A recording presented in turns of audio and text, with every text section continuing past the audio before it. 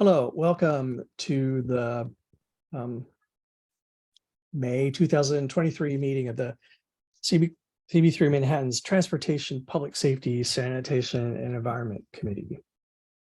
So we will start by taking the roll call of members. Wendy? David Crane, Here. Joshua Waterman, Wendy Lee here, Lee Berman, Here, yes. thank you. Kenya Hernandez. Kenya Hernandez. Michelle Coopersmith, Present. David Louie. David Louie. Richard Ropiak, Here. July Yang, Present. thank you.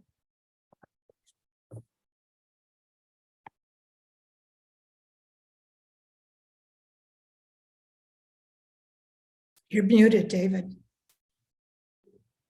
Okay, thanks. So we'll be as we go through tonight, when I'm looking for public speakers, I'll look over. I apologize that we're basically we're in a webinar format, and so the attendees are only visible to people who are already in the meeting. I really apologize, but we do need to run these as webinars. So be it, if when I'm looking for public speakers, I will look over to see whose hands are raised. We're not going to be using the chat feature except for maybe for sign-in purposes.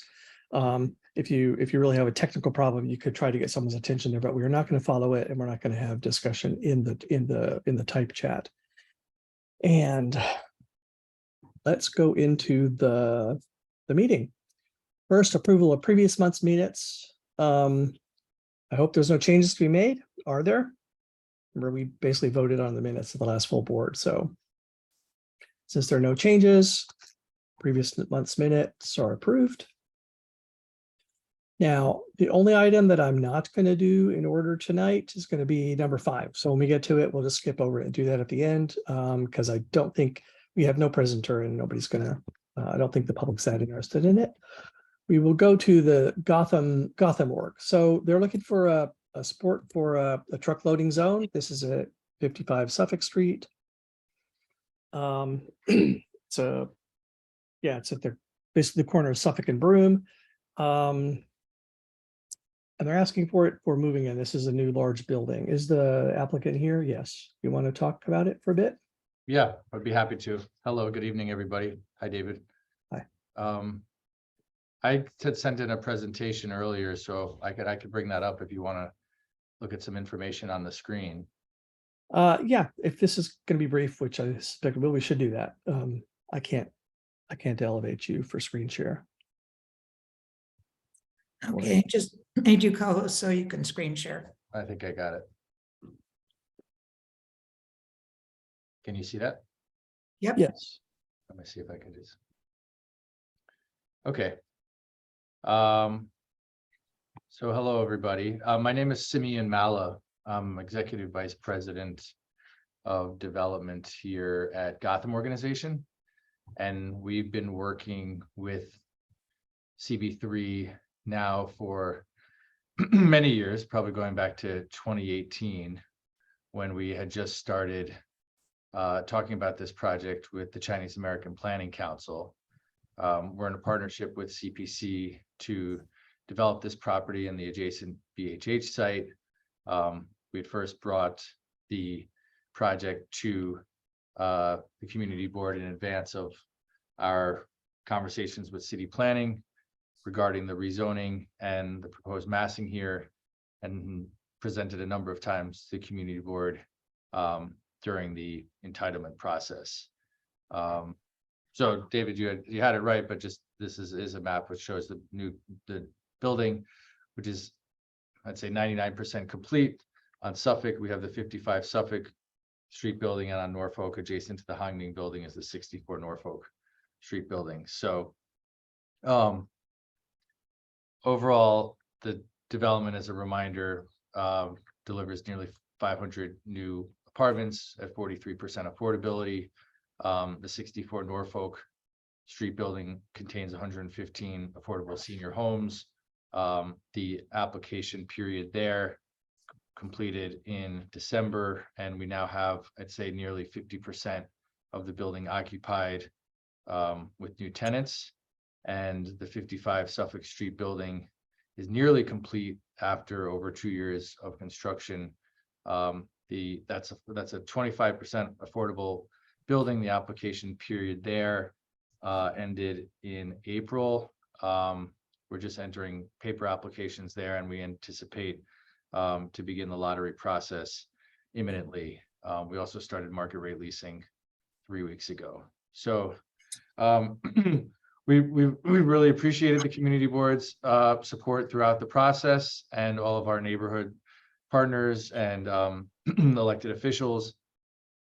In addition to sort of our conversations that we had throughout the entitlement process, once construction began, Gotham was involved in interagency meetings that were hosted by the local council member. It was Councilmember Chin at the time, with all of the local development teams, ourselves and the Essex Crossing developers and representatives of the community board, DOT and NYPD to discuss sort of our construction logistics and who was going where and what was happening when, in order to mitigate traffic in the neighborhood. And through the conversations that we've been having throughout the process, I think that we understand very clearly that, you know, traffic is a sensitive subject in the neighborhood, and we are now members of the community on this block, and we want to make sure that we don't cause any further disruption now that construction in this area is nearly complete. So before we go to the Department of Transportation, what we are requesting is that at the corner of Suffolk and Broome Street, can get your bearings. This is Broome Street on the right. We have the residential lobby for 55 Suffolk along Suffolk Street, adjacent to the new CPC headquarters entrance, and just north of 384 Grand. 64 Norfolk Street is on Norfolk, obviously, with a senior residential lobby there and the new BHH Cultural Heritage Center there. So given the size of the 55 Suffolk building, nearly 400 apartments, the fact that we'll be having lots of move-ins in the next year and thereafter, we'd request a support for a loading zone at the north end of Suffolk Street, adjacent to Broome Street, just near our service entrance, which I don't know if I can draw. But if you see just here at this, I don't know if you can see my cursor, just at the south end of this red box is our service entrance that leads right to our service elevator here. So we really feel like, you know, I think pushing moving trucks out of the way of the thoroughfare and hopefully we would want to avoid any double loading or whatnot. We can keep traffic moving in the neighborhood. So happy to answer any questions about that or anything about the development at large as to where we are. But we started back in February of 2020, and we should have all construction activity completed in June. I guess I could also give you an update on the logistics. I think I sent out an email, which the community board gets. As of last week, we had fully paved Broome Street, and we were doing some repair on the existing pedestrian ramps on the corners. We anticipate that the southern end of Broome Street would be opened in the next 2 weeks. It's currently fenced off for some site safety work that's happening on the podium roof, but we'll have that sidewalk fully open in the next 2 weeks.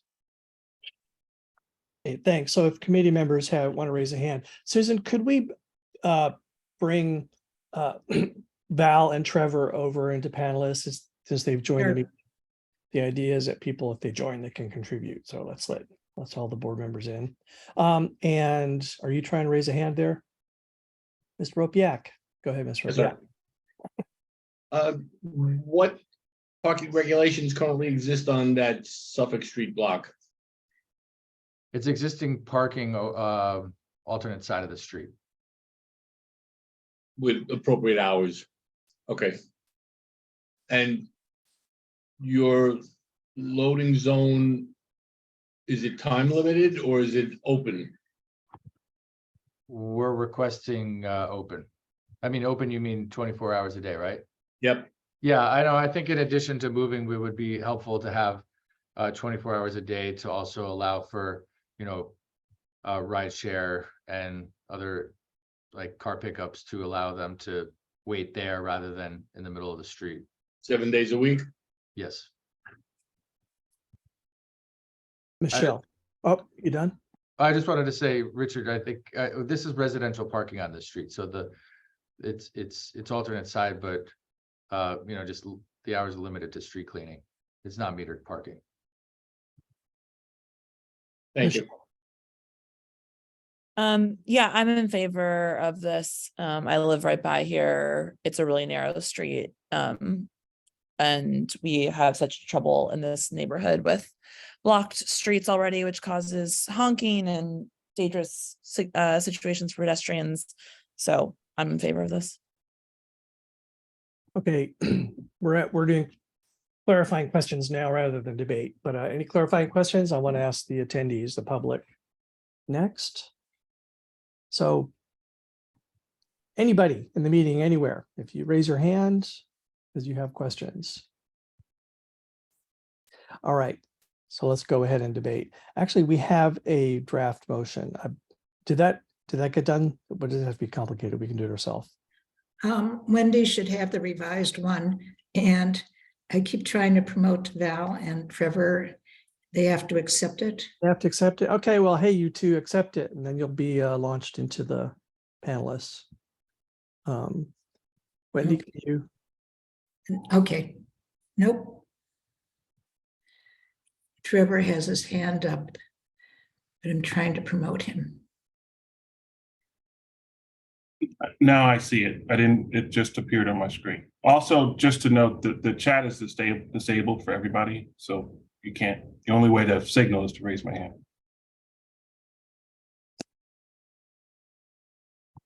I also can't share screen at the moment. I can stop Oh. sharing my screen if I need to.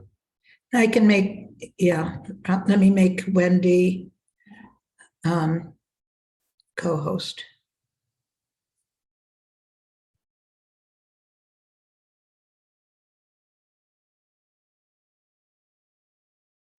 Okay, Wendy, you should be able to now. So the draft motion, the whereas has been worked on.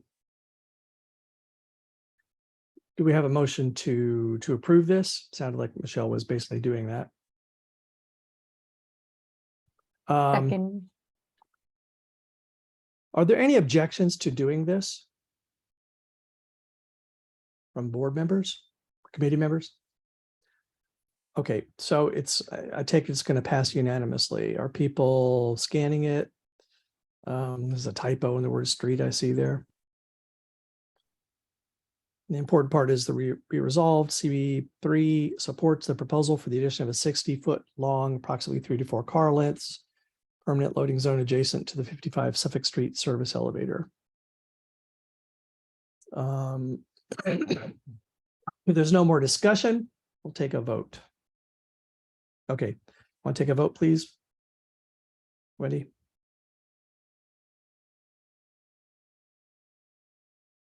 should I have you go last?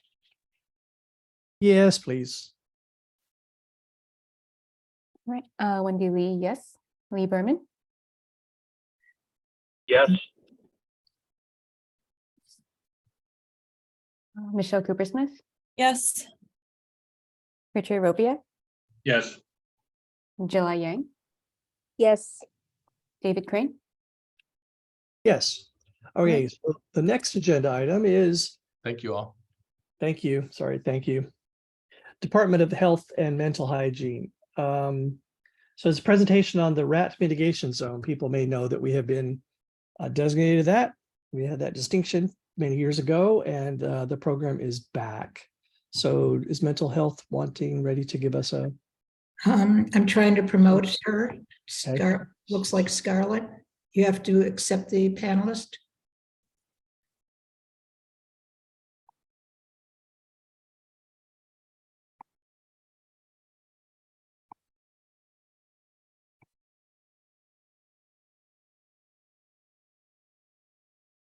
So. Well, Scarlett? she's here. Oh, okay. No, she's still an attendee. I see you're here in panelist. Okay, you're right. She is there, I don't know. but she has to unmute. Unmute. This program provides some assistance. This is a brand new program. So what? This is a brand new one, not the Brand new old. one. Well, then I'll stop talking because I don't know what I'm talking about. I don't know anything about it either.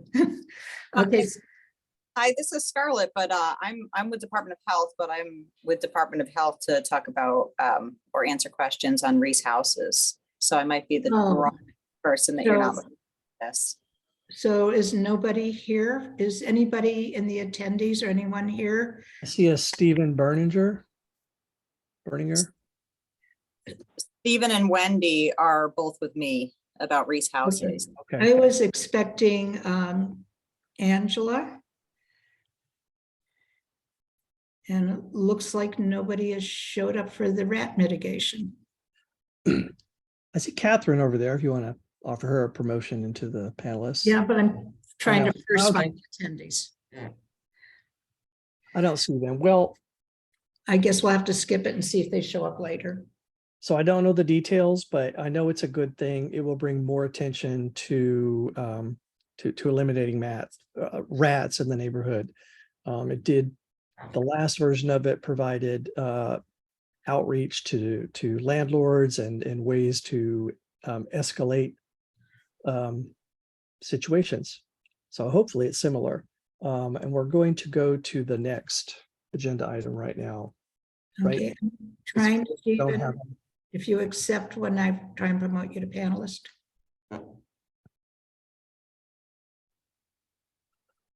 Okay, he's moving now.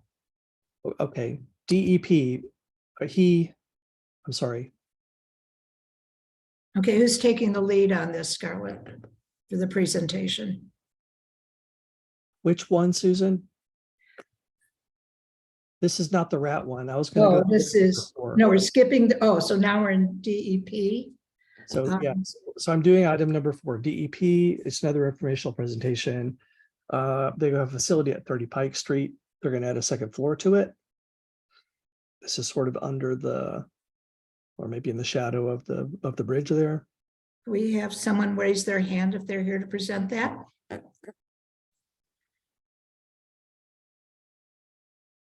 Oh, so few people over there. I see Daniel now there as well. Okay, it looks like nobody showed up for this one. Okay, so I don't think this is a big deal either. What I understand is that, I mean, they've got a low building there with a lot of equipment. It's DEP. And they want to add a second floor to their building. I can't foresee that would be a problem. I mean, it may be interesting to hear about, but we're not going to hear about it tonight. I'm going to move to the next agenda item. Actually, the next one, number 5, that's the one I'm going to skip and put it to the very end of the meeting. I am so sorry. I have to get my phone. No.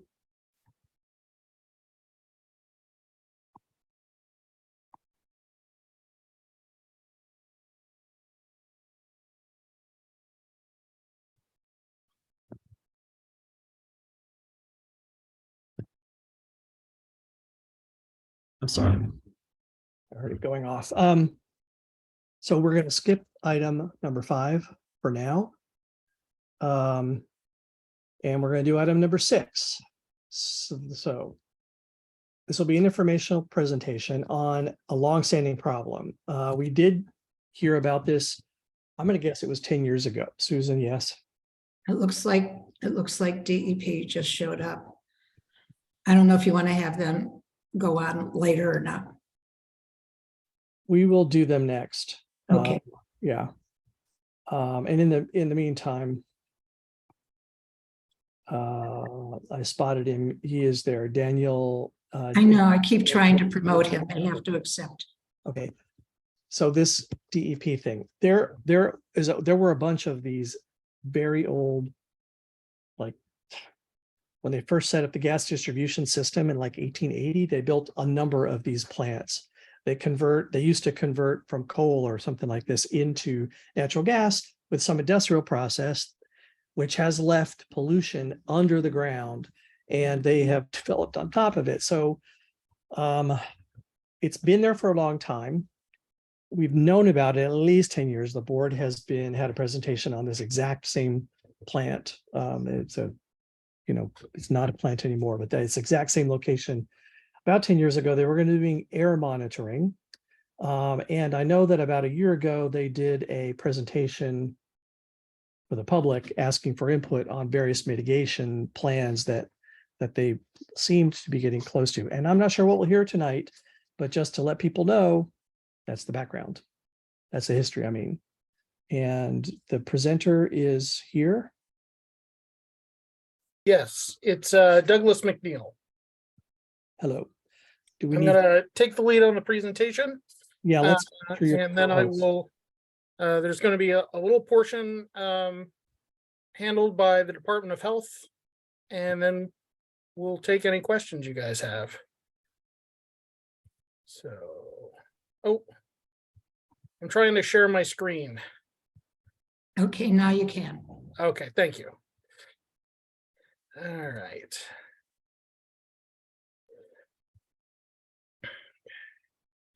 All right, and let me just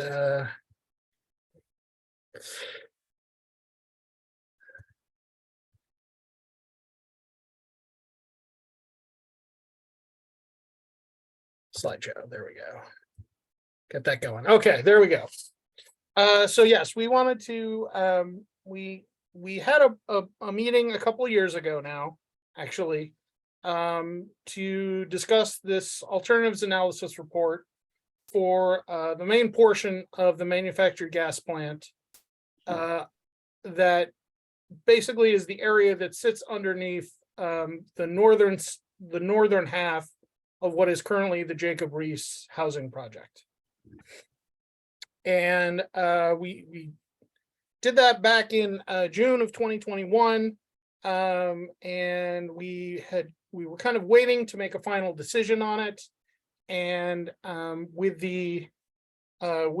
some renewed concerns from the community, we decided to go ahead and put it back out for public comment again. Refresh everybody's mind on this, and discuss, kind of give everybody a chance to another chance to look at it. So I'm going to real quick go over a manufactured gas plant. You actually did an excellent job of describing it. There were, in New York State, there were about 300 of them. In Manhattan, there were over 20, I think. Most of those were ceased operations, had basically ceased operations by the 1940s. This one in particular had ceased operations in 1941, I believe. And through various successor companies, Con Edison is now is considered the responsible party because they are a successor company to the company that originally ran those gas plants. That's just a real quick kind of overview of a plant. Basically, it's the main components of a plant are the retorts or the baking areas, and then the biggest structure you would see from one of these old plants is the holder, which is the large tank you see on the right hand side. And most of our contamination falls into two general categories: coal tar, which is something that came out of that gas. Out of the gas as the gas cooled before it was piped out to homes, and purifier waste, which was they used usually it was wood that was impregnated with some chemicals that stripped some impurities out of the gas. That purifier waste generally is not found on the sites, and we in fact did not find any here at East 11th. So really all we're talking about here is this coal tar. Coal tar is really just a big mix of compounds, semi-volatile and volatile organic compounds.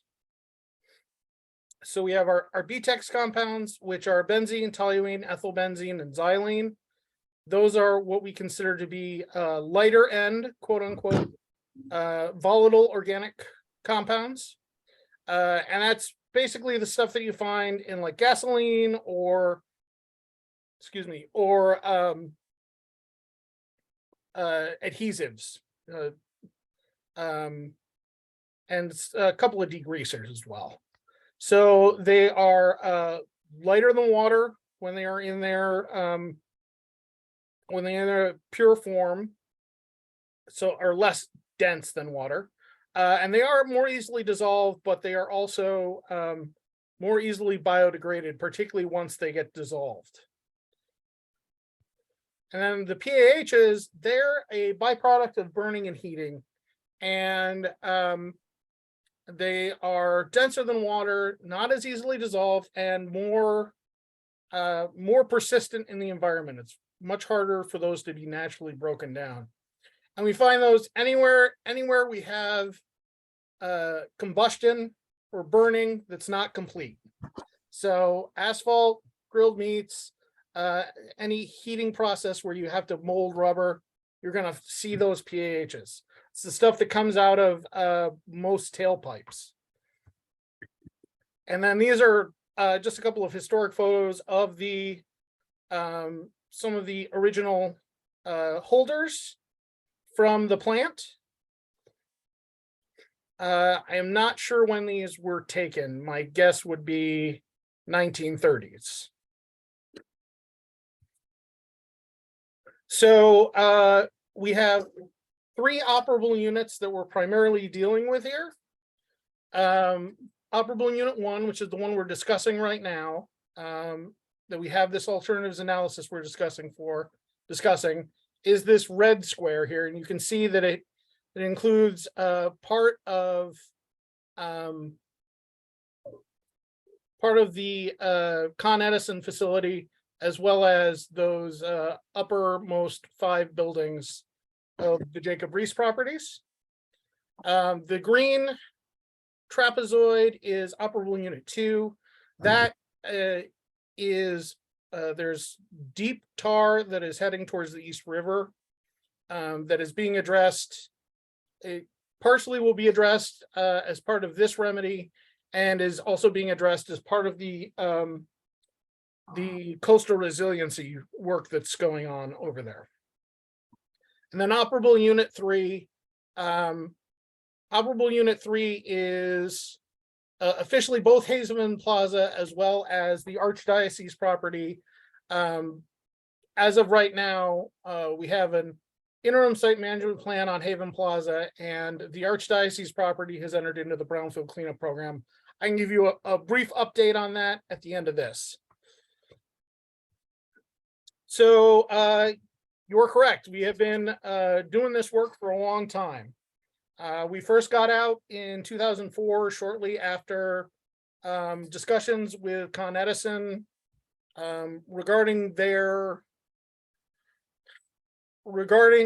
basically we approached them. We said, we know that these sites exist.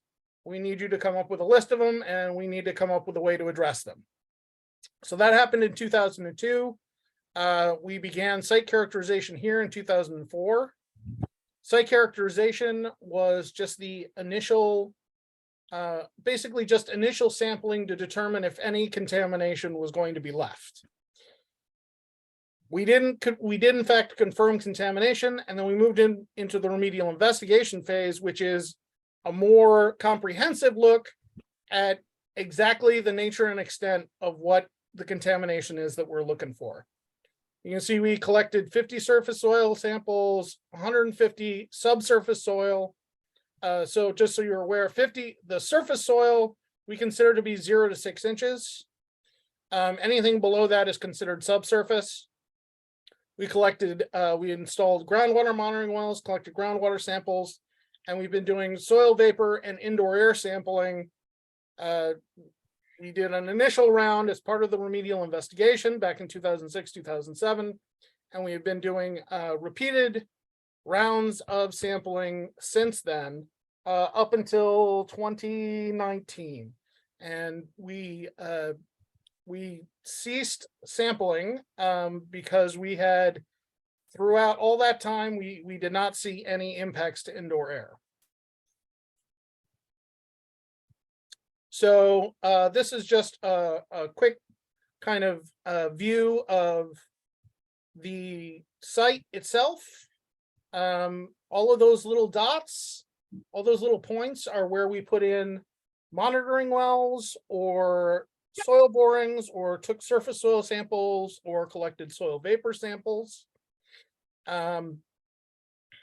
You'll note that there's some green lines overlaying here. That is the original footprint of the gas plant.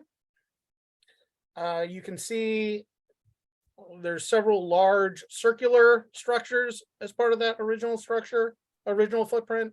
Those are where the gas holders were, which tend to be where we look first for contamination, and indeed is where we initially started to find contamination.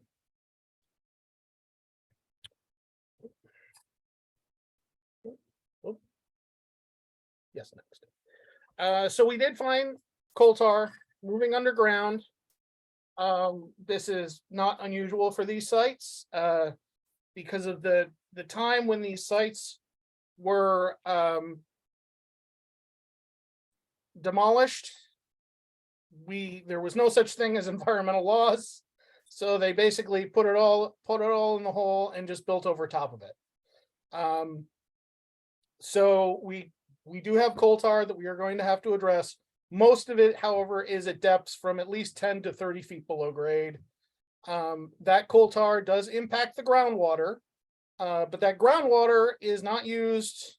There is no way that the public can contact that groundwater. It's not used for drinking, or it's not used for potable water. It's not coming out of your sinks. That's provided by the municipal water system, which comes from upstate. The couple of things that I want to note here of special importance is that, as I said before, we found no MGP impacts in indoor air. That is actually not unusual. The nature of that contamination is that we don't generally see soil vapor issues, and we don't see indoor air issues.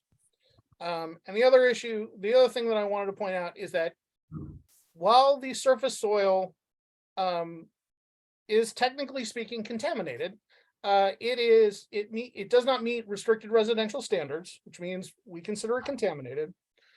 It, however, is characteristic of surface soil you would find in any urban environment. It is, there's a long history of work going on there, and just the human life has left its imprint on that surface soil, and in fact, most of that surface soil, the contaminants that are in that surface soil are not, technically speaking, related to the MGP. It so happens that because it sits on top of, because of the original footprint of that coal gas plant marks the edges of Con Edison's liability, Con Edison is liable to fix that for you guys, for the community. But it's not really their fault. I just want to make that clear. A few previous meetings, there has been some confusion about that. So I'm gonna pass it over to Steve Berninger. And Steve, you can tell me when to move my slides, and you can talk a little bit about the Department of Health's role. Yeah, thank you, Doug. And thank you to Susan for allowing us to do the presentation tonight. Can you hear me? Yes, Okay. I'll probably repeat a lot of things that Doug had to say, but first of all, my name is Stephen Berninger, and I'm a public health specialist for the New York State Department of Health. And the first thing we like to talk about is what is the role of the New York State Department of Health in these contaminated projects. Well, first of all, the Department of Health works with contaminated sites along with the Department of Environmental Conservation. And we're there to make sure there is sufficient data to evaluate the potential impacts to public health. We want to ensure that the proposed remedy of the site protects the public. We review work plans, reports, and we make recommendations to Doug's department. Next slide, Doug. Hold on a second, sorry. Okay, Go. hold on. Okay, this is another slide I like to talk about, and it's what is exposure? Exposure is the physical contact with a chemical or a substance. There are three main ways of contact, and the first is inhalation or breathing in. The second is direct contact, that is touching it. And the third is ingestion, that is somehow eating or drinking a chemical. And in order for these to be cause a health problem, you have to have one or more physical contacts, and they must occur before the chemical has the potential to cause a health problem. So keep this in mind, that exposure does not necessarily mean that health effects will occur. Remember, even when there is exposure to a chemical, it does not necessarily mean that health effects will be a problem. And what causes that? Well, whether health effects occurs depends on many factors, such as the sensitivity of the individual to the chemical, concentration or toxicity of the chemical, or how much you've been exposed and for how long. All of these factors have to be considered. Next slide, Doug. We'll talk briefly about this term soil vapor tonight. Soil vapor intrusion is when we have soil vapor that rises up through the soil and somehow enters into the building, usually through the ground floor or the basement. And this is done if you have a concrete floor. Usually it's done through foundation cracks, or you might have a sump in the floor, or you might have some kind of a water or sewer line penetration through the foundation. So this is one of the media that we look at and we study this in all of the sites that we work on. As Doug mentioned, we have determined that there are no MGP impacts to indoor air in these buildings. No soil vapor intrusion in these buildings. We've tested for that. Next slide, Doug.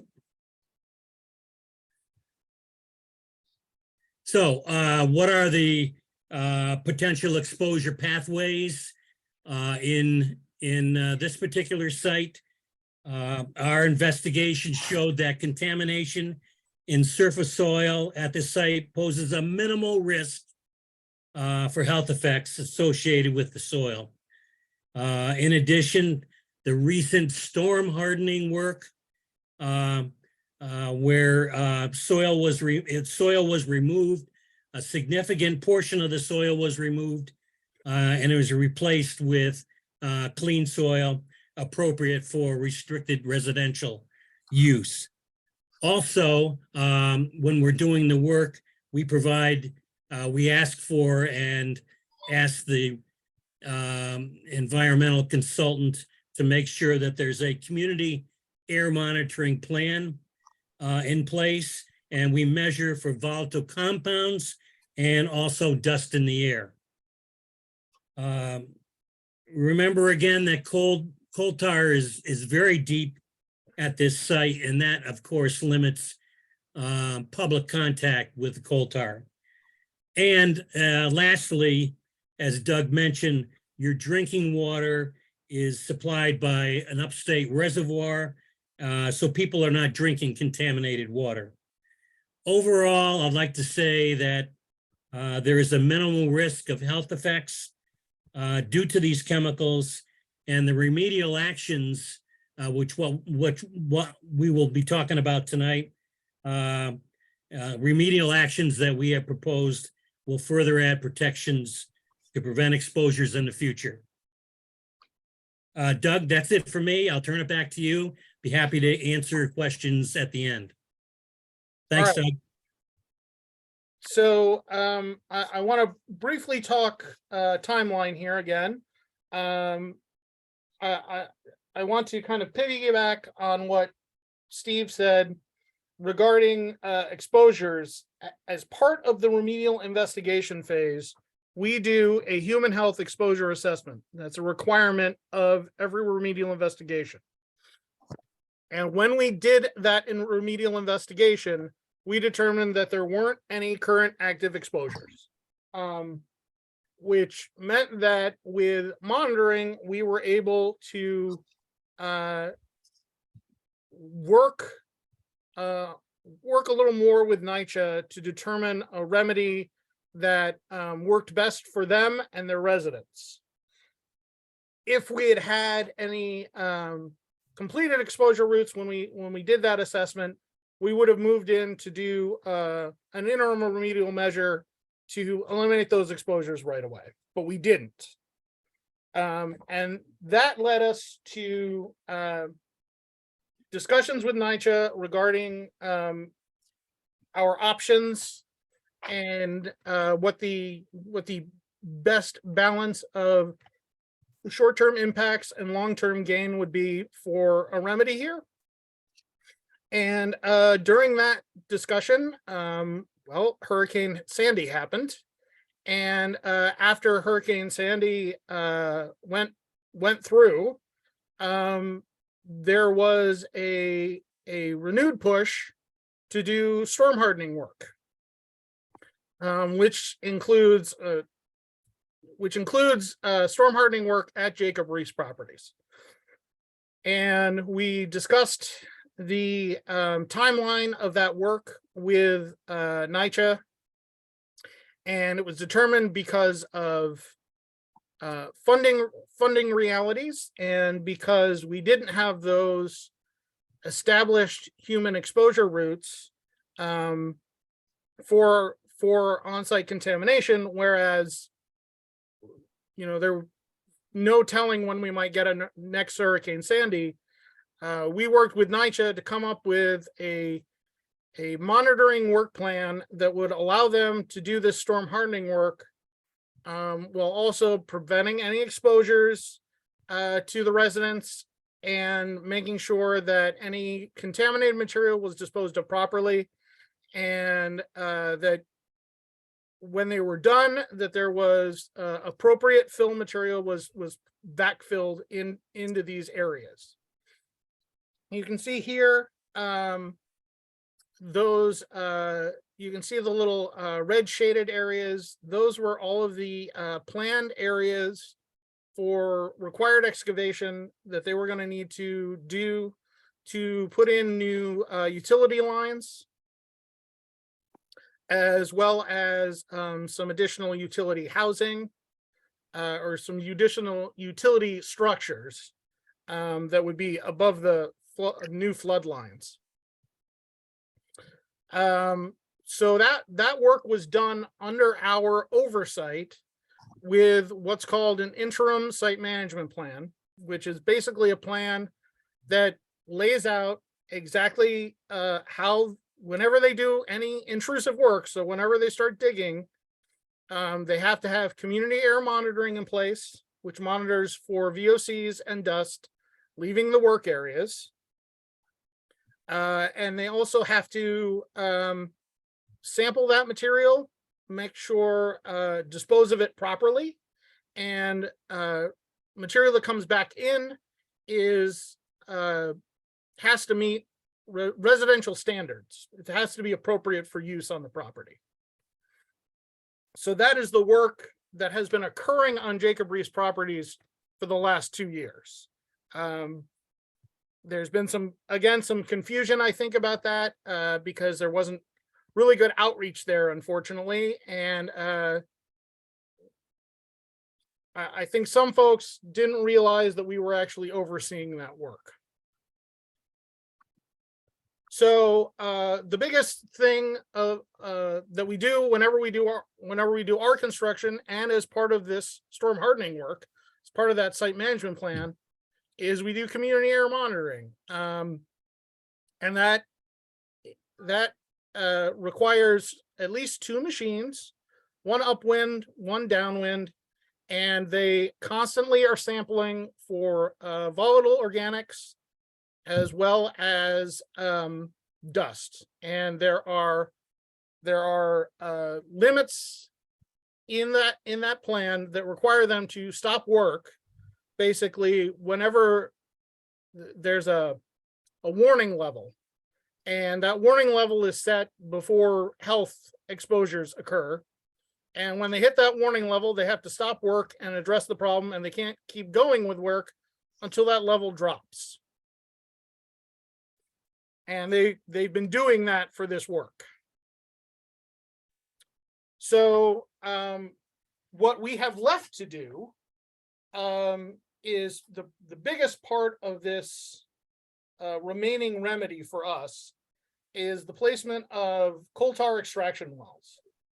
These are passive removal wells. So basically there's no pumping equipment associated with them.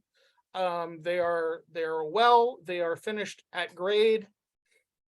They have a large sump in them, or a base, and they are placed in the path of that mobile tar that we discussed. And the tar goes into the well and then drops down to the bottom of the well. And occasionally those wells are serviced to remove the tar out of there. When those wells are installed and when those wells are serviced, again, community air monitoring is a component of that work. Next piece is replacement of all of that soil, cover soil, topsoil around those northern buildings. Most of that has actually already been completed as part of the storm hardening work. There is still some left to do. We are waiting on the completion report from the storm hardening contractors to determine exactly what's left to do for that. And then the last part of the active work is the installation of a cement floor in the building 4 area. Building 4 is the northeasternmost building on the property. They have a service area, a subgrade service area that has a dirt floor, and as a belt and suspenders to make sure we don't have soil vapor issues in the future, we want to make sure that there is an impermeable floor there. And then once we're done with all of that, we're still not technically done. There is long-term monitoring. Con Ed is still responsible to make sure that this remedy remains in place and remains protective. And that includes the long-term site management plan, which is going to include regular monitoring, a plan in case any excavation has to be done for utility work or anything. And there's actually a plan. A part of this remedy includes a contingency that if at some point in the future these buildings come down, we will go in under those buildings and do more investigation and potentially more remediation, depending on what we find. Because we do understand that, you know, it's very hard to get a clear picture of exactly what's under a building. And we wouldn't take down a building unless there was a genuine health concern with it.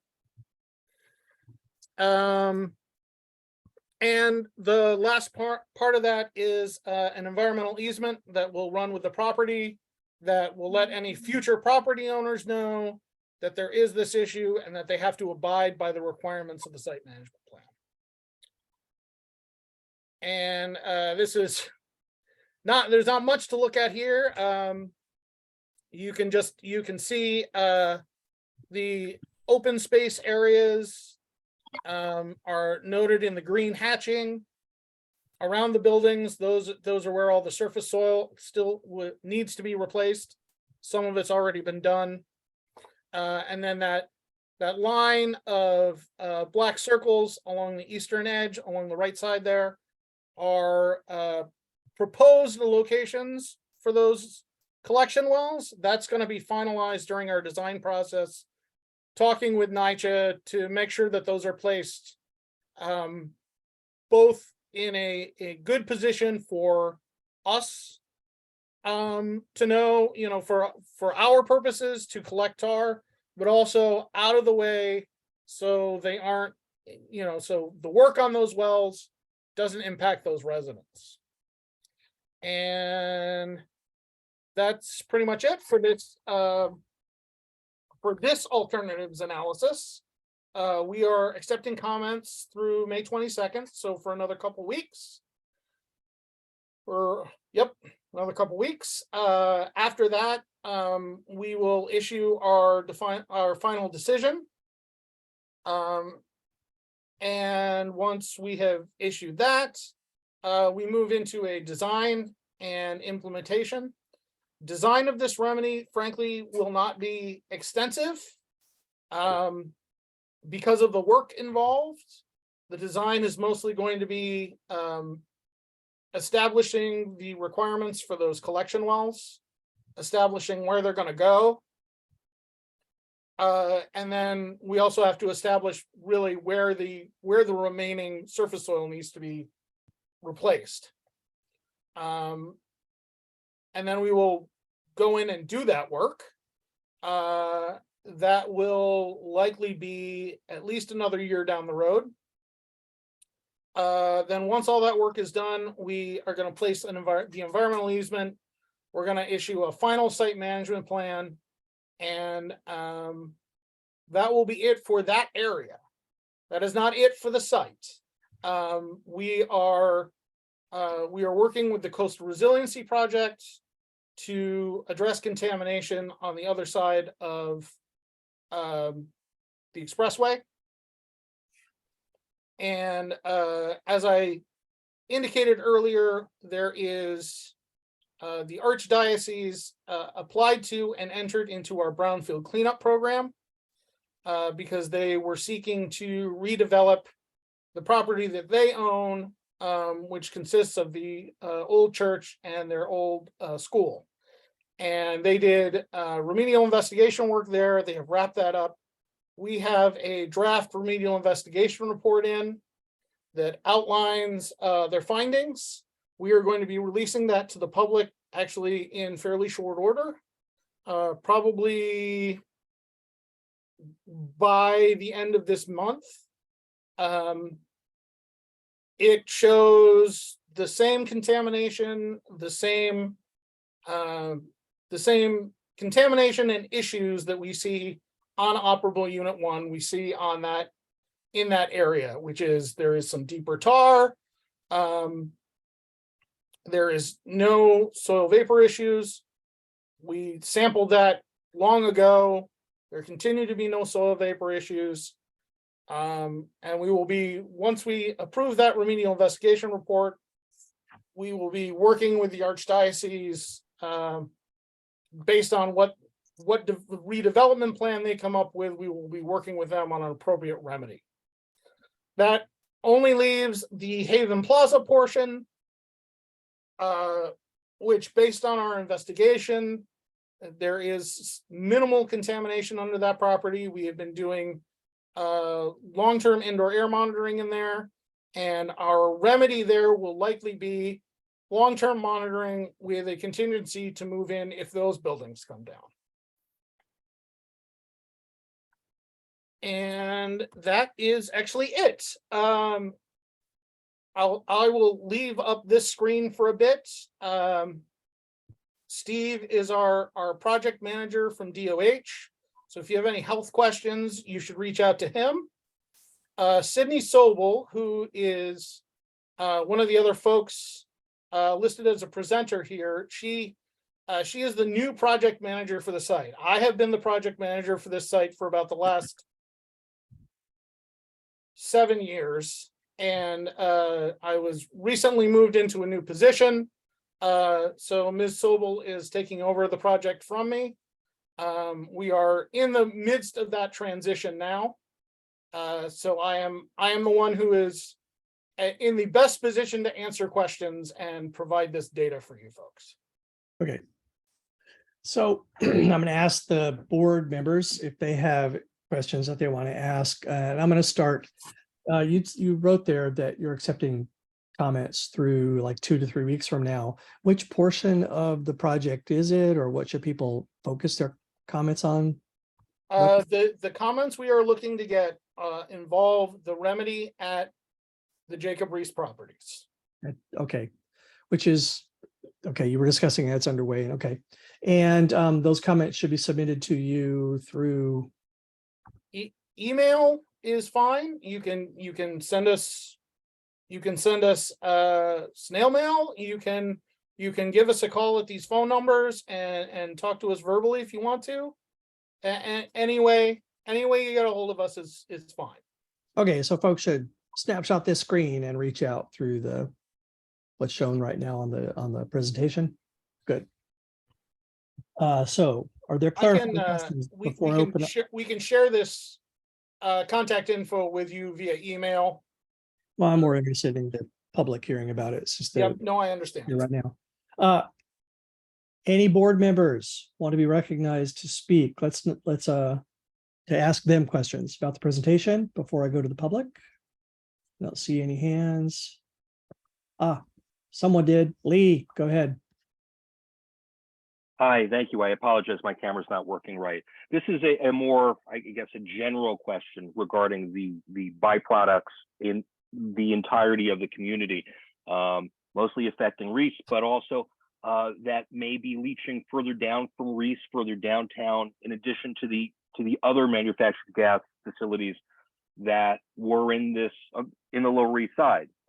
As you may be aware, the soil samples taken from the East Coast Resiliency Project revealed these products, these byproducts and VOCs throughout the community along the East River. What is being done? Are they being monitored? For example, one thing you mentioned was that there's no water that can affect anybody because none of the underground water is potable.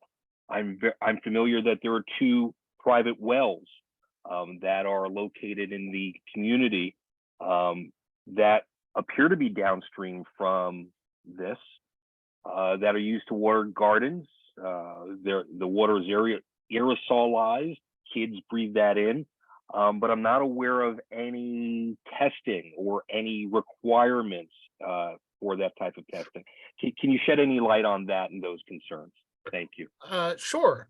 So first of all, we are working with the Coastal Resiliency folks to perform sampling and make sure that we are not spreading contamination. I can also say that based on our investigation, the tar and the groundwater is all moving basically due east. So there isn't, frankly, a lot of space that's down gradient from us for that contamination to spread to. The coal tar is denser than water. So its primary pathways are it moves down with gravity until it gets to a couple of selective geological features that have a little less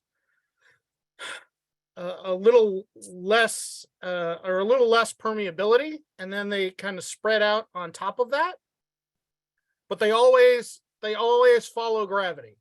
And because of the nature of particularly the bedrock here, that direction is to the east. In regards to those two wells, I was not aware that the city allowed any wells. So I and DOH would like to know about those wells. Happy to connect with you about that. At which number should I do that with? You can contact either one of us. Yep. Will do. Thank you. Okay, Val.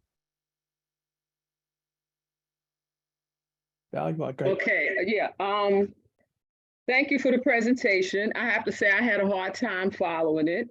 But one of the things that got expressed at one of the meetings was that the tar was heading towards the East River. And however this was expressed, it sounded like, you know, anybody living near the East River or further down or further up had to be concerned. So I just want to hear, I just want you to explain that, because the way it was stated someplace else sounded like there was a concern in terms of it going to the East River. And then the other thing, oh, okay. No, go ahead. I'm sorry. Finish your question. Well, that was the big one, because that was like expressed, and I think people were really concerned. And then I think the other thing, when you say minimal risk of health effects, what does that mean? And I guess the other thing I would like to hear, and I think the neighborhood would like to hear, is how are you going to communicate with the neighborhood? I'm assuming that you talk to Reese. But if there's any issues or concerns, how are you going to communicate with the other developments that's on the East River? I live in Gouverneur Gardens, and I live next to the East River Drive. So I look out here at the amphitheater every day. So I guess that's my major two questions, and I'll save anything else for whatever is said that I think just sounds a little uncomfortable with the way it's being expressed. So to answer your first question, yes, there is tar heading towards the East River. We have done studies within the East River. We have yet to find tar actually coming out into the river. Okay. And if it was going to happen, we probably would see it by now. That is because of the depth of that material. Once it gets in the area of the river, it is already below the bottom of the river. And there is no particular driver that would send it back up again. So while you are correct, those areas do have tar underneath them.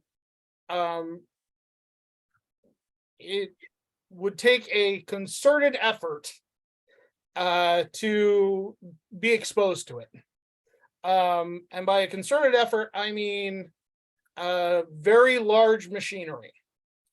And we monitor all of that. Actually, Con Edison, through its DigSafe program, has these sites located in their DigSafe program. So whenever anybody takes a machine and they call up the DigSafe number, it flags Con Edison. And Con Edison says, okay, you're over an area of contamination, and they notify us, and we make sure that we work with those folks that need to do that work to allow them to do it safely and make sure nobody is exposed. What did you say the name of the Con Ed program is? DigSafe. How do you spell that? DIGSAFE. Oh, did save. Okay. Yes, yes. It's the number you're supposed to call before you dig to make sure you don't hit a gas line or an electric line. It also, Con Ed also has these sites in that system. So it will trigger a flag even if they aren't going to hit a gas line or an electric line, if they're on top of these sites, it triggers that flag. As for the health effects, I'm going to leave that to DOH to discuss. In terms of, informing the community of things, our outreach, our part of our standard outreach includes the community boards. And we've been, we work primarily with the areas where we're doing our work. Because those are the areas that are going to be impacted. So that would be where the majority of that outreach would go, but there is a wider public outreach, and the best way to get our information is to sign up for our email listserv. You can sign up by county, and you will get all the notifications about any work going on in Manhattan that has to do with remedial work. Okay. All right. I will contact you tomorrow, but that Sure. all sounds, let me just say, I just think that, like for me personally, as I listen, I can't say that I had the most of understanding. And so when I'm at another meeting and somebody sounds like, oh yeah, this is dangerous and health, it's like, I'm really like sitting there like, I'm not sure. Most other people that I know are saying the same thing. So I thank you for the presentation, and we'll definitely get in contact with you, and hopefully we'll let other people know in the various developments. I think that would be the other thing, is it probably would be good if there's something that explains these things simply, to get in touch with the various leaders of the different developments here on the waterfront, like Baruch, Jacob Reese, Lillian Wall, Gouverneur Garden, Smith. Who else is on the waterfront? I think South Street something, East River Houses, to get in touch so that, people get an understanding, especially in terms of the health effects, because things have sounded like different. Thank you. Sure, no problem. Yeah, I would also encourage you to, I heard you say that, you work through the community board. That's very nice, but you need to work directly, like you did with Reese. You need to work directly to reach out to tenants associations and things like that in those larger complexes that are really right over your project. I'm sure you'll continue to do that as you go forward. Catherine. A phone is ringing in the background. Thank you for the presentation. Sorry about the phone, it'll quit soon. Are there any more of these manufactured gas plants on the Lower East Side or in Lower Manhattan? This is the southernmost on the east side. As you move up on the east side, you have there's a facility at West 14th Street. There was a small facility at West 17th, West 19th, a larger facility at West 21st, or I'm sorry, East. Oh, okay. East 21st, East 14th, because we're on the east side. Sorry. East 14th, East 17th and 19th were smaller stations. East 21st. And then the next ones we hit are fairly uptown. East 99th, East 111th, East 115th. All right, but nothing else in Lower Manhattan. Not on this side. There's a site on West 18th. Okay. On the other side, that would be about as far south as you get on the west side. Okay. So And they were always co-located with water, so there's nothing really in the middle of the island.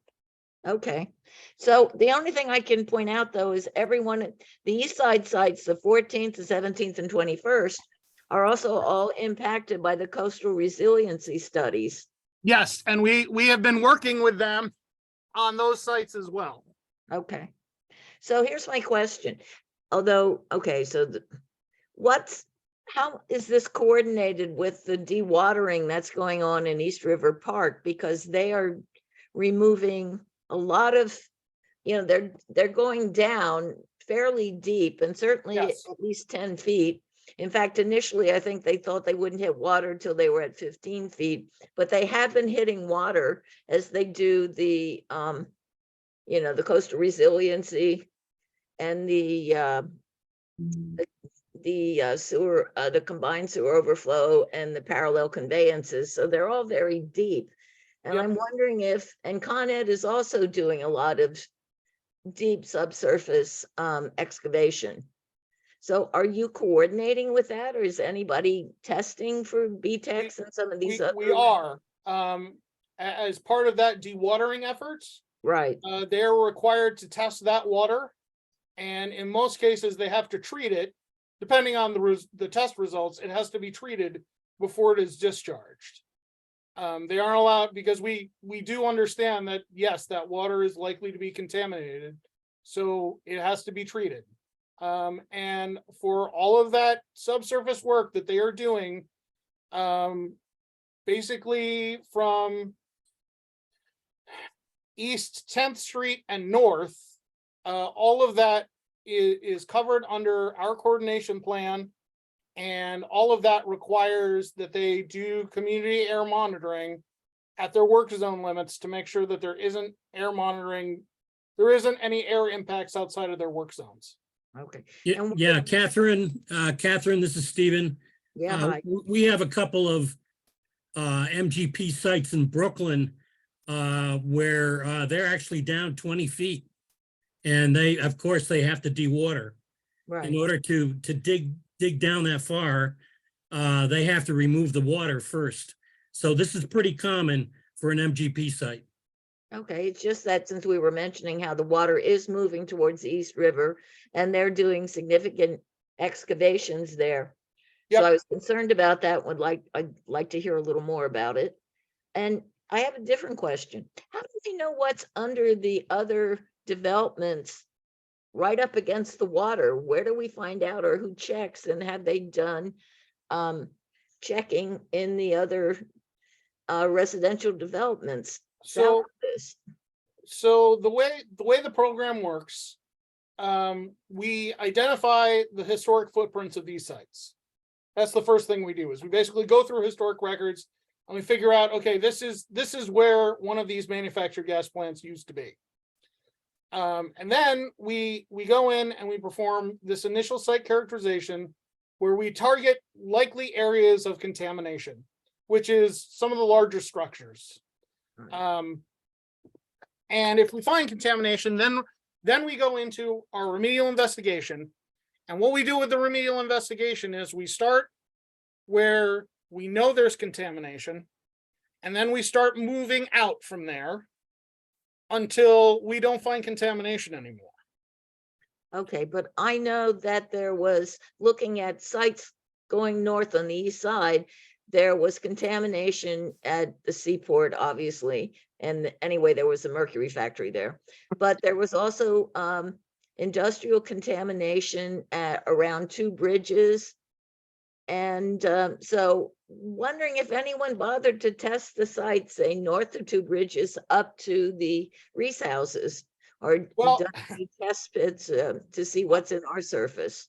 I mean, I can't speak to those. We only have the authority to require them to test for this material associated with this site. How would we find out about that? Who would So we- I can tell you, because I've been working with a couple of sites, that our Division of Materials Management, which used to be our solid waste division, has started an effort in New York City to make sure that any waste, any soil that comes out of New York City is tested, and we know where it's going.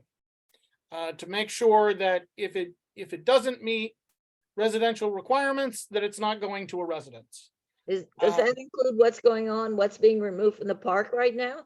We know that's. Yeah, so what's being removed? So the park, you're talking about the East River Park, correct? Right, the X That park. is being handled under a work plan with us.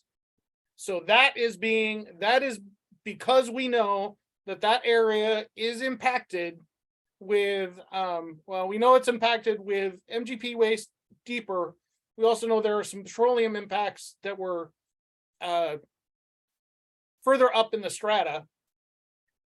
Because of all of that, we have been working with the city and the city's contractors, and they are working under a work plan where they test that soil, they dispose of it, and anything they have to backfill meets the requirements, I think, for restricted residential.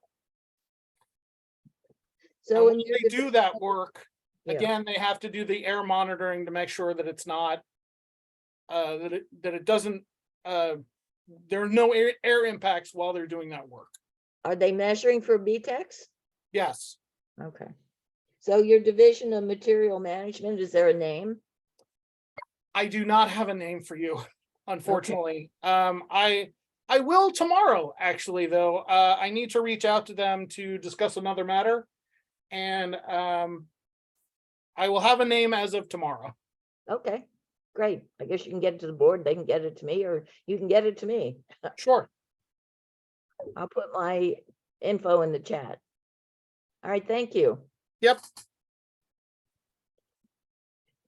I'm on again. I'm so sorry. Bernadette, you had your hand up. I know you're with Con Ed.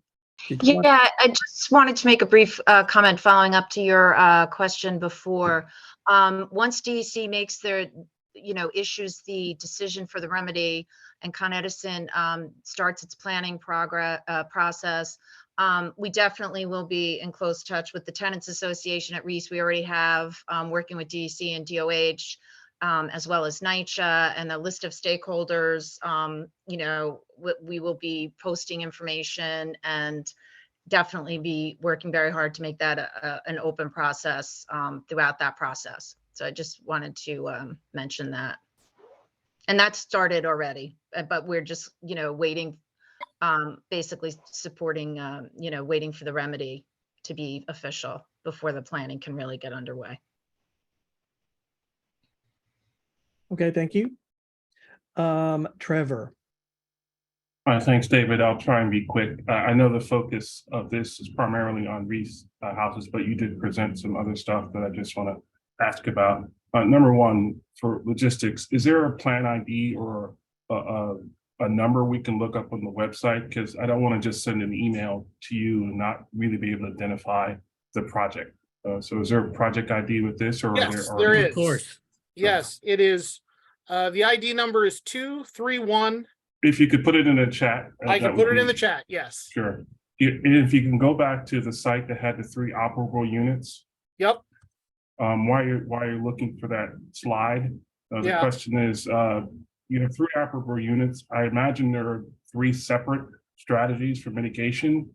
And if there are, and briefly, could you explain the 3 different strategies for mitigation, primarily focusing on Reese and the East River Park? So our strategies for mitigation, we really only have strategies for mitigation at Jacob Reese and East River Park at this time.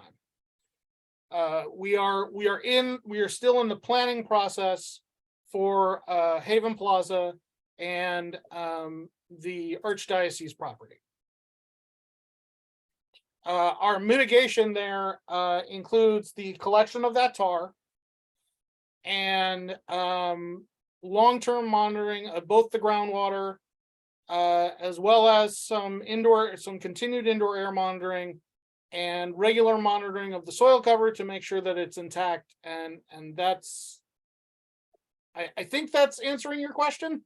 Yeah, what's I guess because you mentioned gravity controls the contamination, and gravity is moving somewhat east towards the East River. So I imagine as you approach the East River, it's deeper than it would be at Reese. So Correct. is there a difference in the strategy between the 2 sites? Really at this point, the difference is where the depth at which the wells are going in place. They are shallower up at the edge of the Jacob Reese properties. And then part of the East River Resiliency Plan includes actually a containment wall to make sure that we block access for any remaining tar from entering the river. And then behind that wall are collection wells. And those collection wells are just placed deeper. What we do is we put soil borings in. As part of the installation of those wells, we confirm exactly where that tar is before we figure out exactly how deep it goes. Okay, understood. And last question, and we raised this for the site. Well, it's not the same site, but similar concerns at Two Bridges. The use of gardening. Now, I know you mentioned that it really only impacts underground water, which we do not drink. Obviously, comes from a different source. But will folks still be able to garden around those open areas with this, even with the mitigations in place? I think DOH would have to answer that question. Under this category, there would not be any gardens allowed, vegetable gardens on the soil.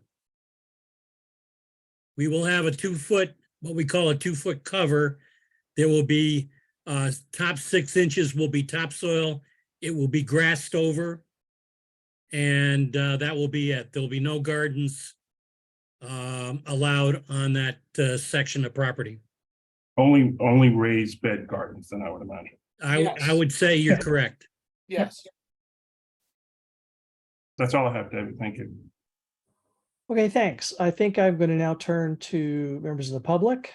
I think people put their hands up and down. It's a different order than I saw earlier. But anyway, what I'm going to do is I'll set a timer. And when you hit 2 minutes, I'm going to give you 2 minutes. When I hit 2 minutes, I'm going to say, please wrap up.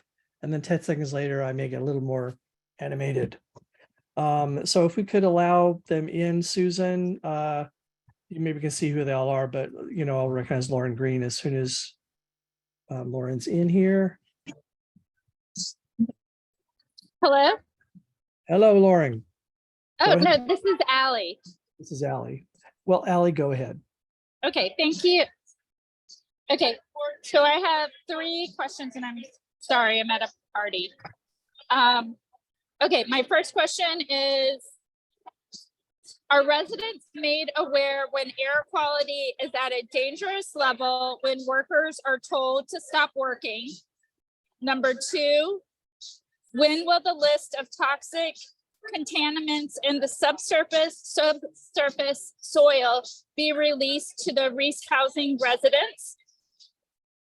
Number 3, and to qualify number 2, I've actually attended the March meeting and the April meeting, and that was promised at the March meeting of Jacob Reese Housing. DEP said that they would share that information at the April meeting, but they didn't. And then my third is more of a comment, is to be aware that the manufactured gas plant containers located under Reese houses and other parts of East Village and East River Park are clearly part of the same manufacturing facility of the same period over which Stuyvesant Town and Peter Cooper Village were built. This facility is mapped and documented as containing the same toxic substances as those found under Reese houses.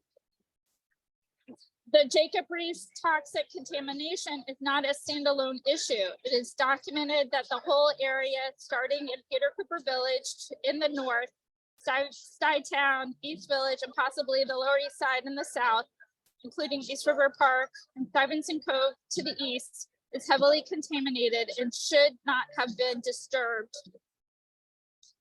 for the installation of the current form of ESCR. Wrap up. Thank you. That's it. Ally, I'll take the first question about the community air monitoring. Was that your question? Yes, yes. And I Of just course. sent my questions on chat to you. Yeah, go ahead on that question. Okay. No, my first question was, are residents made aware when air quality is at a dangerous level when the workers are told to stop working? Now, first of all, these air monitoring devices are on constantly throughout the day. They work instantaneously to notify the project manager that something has happened. Either there's a solvent that's being received, or there's a dust being received. So he immediately shuts the site down to find out what's going on.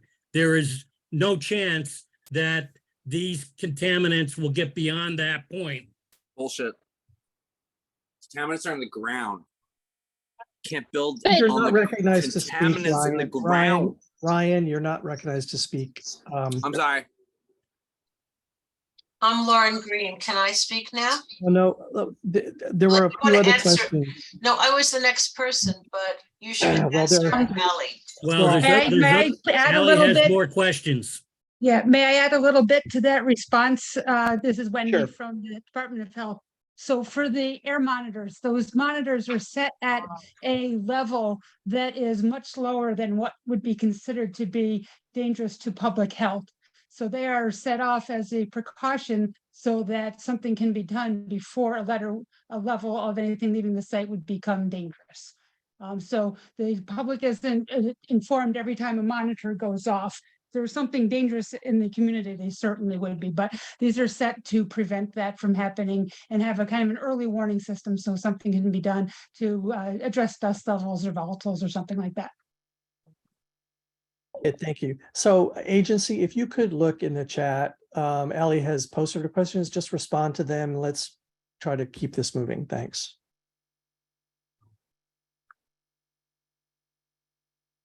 I was gonna say, you called my name before. I'm Lauren I Green. did. I know, but you weren't in here, and let the other one. I would like the agency to please respond. List of the contaminants. So I will I will place a link in the chat that that data is already publicly available. We can certainly, I can share the link for that right now. The last one was talking about the connections up with Stuytown, Peter Cooper, which I know. So we are performing, we've actually performed investigations on both of those properties. And we've actually enacted remedies on both of those properties, which are basically the exact same remedy that is occurring here, which is subsurface collection of the deeper tar and ensuring that the surface soil meets restricted residential standards, and then long-term monitoring to make sure that there isn't any exposure concerns. Okay, thank you. Okay, Lauren. Thank you. I'm a Thank you. doctor at NYU and I live at 510 East 23rd Street. First of all, as a doctor, I'm going to try to connect you all to the Environmental Pediatrics Division at NYU. I'm now in contact with them, trying to get this all connected because I do believe that we are very high incidence of asthma and lung disease on the east side and possibly cancers as well. And I'm taking this very seriously and trying to connect you all, if I can, to the people who work at NYU in Bellevue in environmental pediatrics, because I think that's a good place to start. But it can go on to older people who are getting lung disease, cancer, et cetera, as well, because I think we have a very high incidence in our neighborhood. Particularly, I know it's been documented of asthma. Number two, as a resident in Peter Cooper Village, I have a lot of information about the Peter Cooper site. my daughter was in high school when I helped her assemble this, and this was about 10 years ago, but I still have a wealth of information. In front of my building, they did crazy things like dig probably 15 feet deep to install new water pipes. And I have no idea how safe the installation of the new water pipes was in front of my building, but they dug deep, deep pits to put the water lines in, which I assume was to have the drinkable potable water.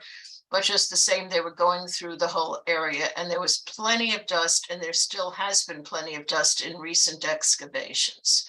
We still have water leaks that go into our basement of our building, and I don't know what's in the water leaks and how that it gets investigated, but I've been reporting that to the management of Peter Cooper. And then finally, I have tons of photographs of all of these episodes, including the deep excavations that went in to put in new water pipes in front of my building. And I just have lots of information, and I want to stay in touch with everybody. And I put my Wrap up. email into the site, and I'm ending it now, but I'm very upset about what they're doing along the East River too, because they've destroyed all the trees. Had it not been Thank for the you. trees, Hurricane Sandy would have been much worse. Thank you. Thanks a lot. Tommy Loeb. Or wait, I don't think there was a question in that. Was there, Lauren? That was information that you were helpful with, right? Well, there's questions about what's going on now, because we still have a lot of dust, dirt, contamination, and Peter Cooper still needs to be Yeah, but addressed. they I didn't don't, go into okay, direct- one last question. I'm No, sorry. no. Is there any remediation still going on? I'll allow it. Where? Peter Cooper? In terms of active remediation? Yes. No, but there is a long-term site management plan that ensures that any work that is done safely.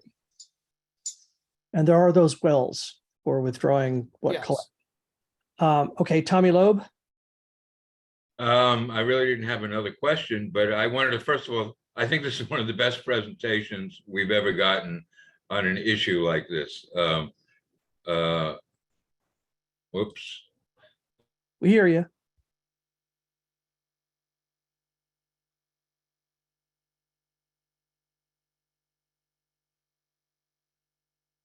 Tommy, what's happened?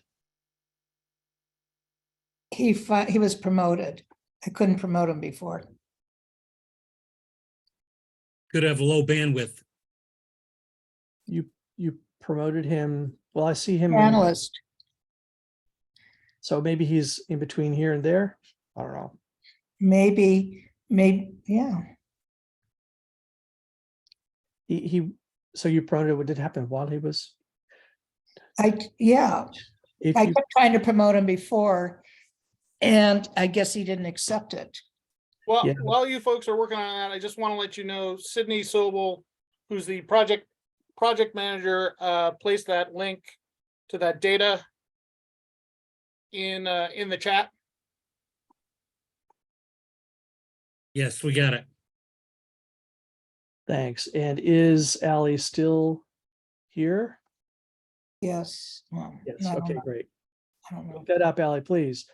Tommy, are you able to speak again? I see. Yes, I'm sorry, I ahead. got Why don't you promoted. start over? Yep. First of all, I want to say this is one of the best presentations, and it's kind of ironic that we've never heard from the ESCR DDC about this problem or any of the mitigation issues, except very peripherally. I'm just curious, though. Catherine raised this.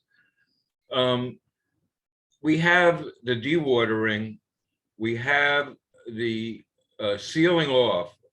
ESCR is sealing off the waterfront, where it used to be that the river was undermining and under the Esplanade. As you said, it's now going to be totally sealed off. And as you said, there are coal tar wells being built sort of at the wall. Is that the whole length of the ESCR that they're being built? Or just No. in the area of Reese houses? It's just in an area, so it's an area that includes both the Reese houses area, and then it actually extends up to roughly East 23rd Street.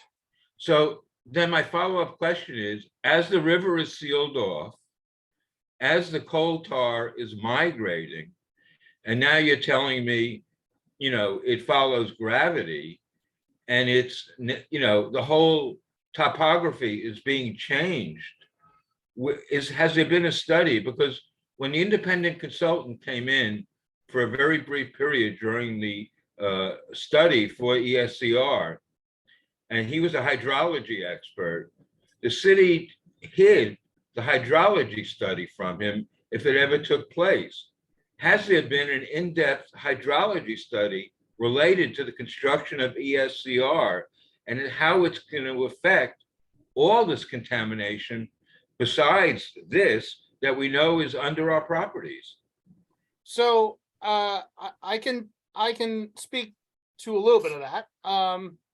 You know, I am not aware of ESCR's hydrological studies, but I can tell you that based on the information we have no reason to believe that we're going to see contamination backing up into properties.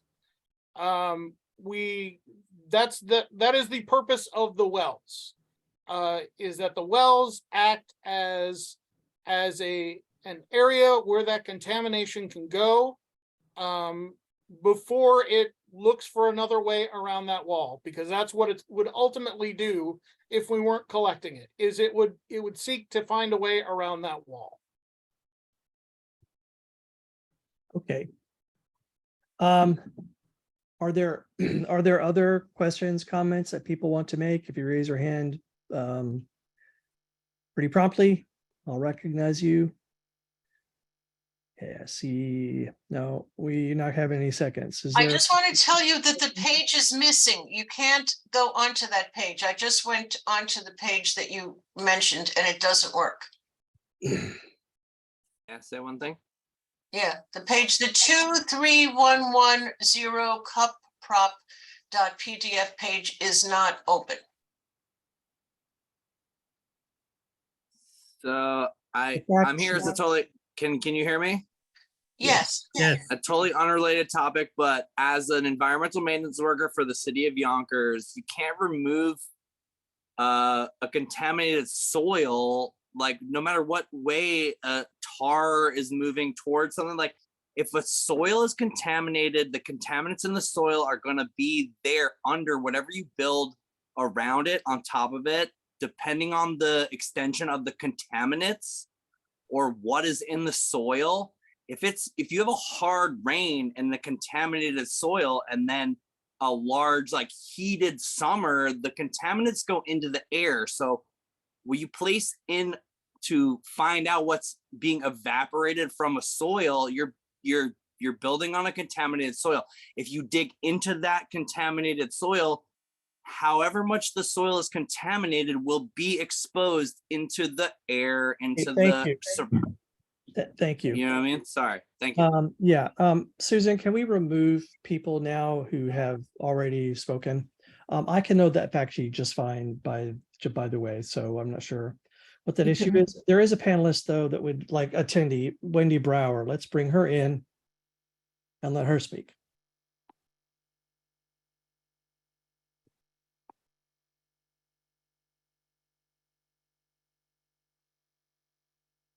Oh.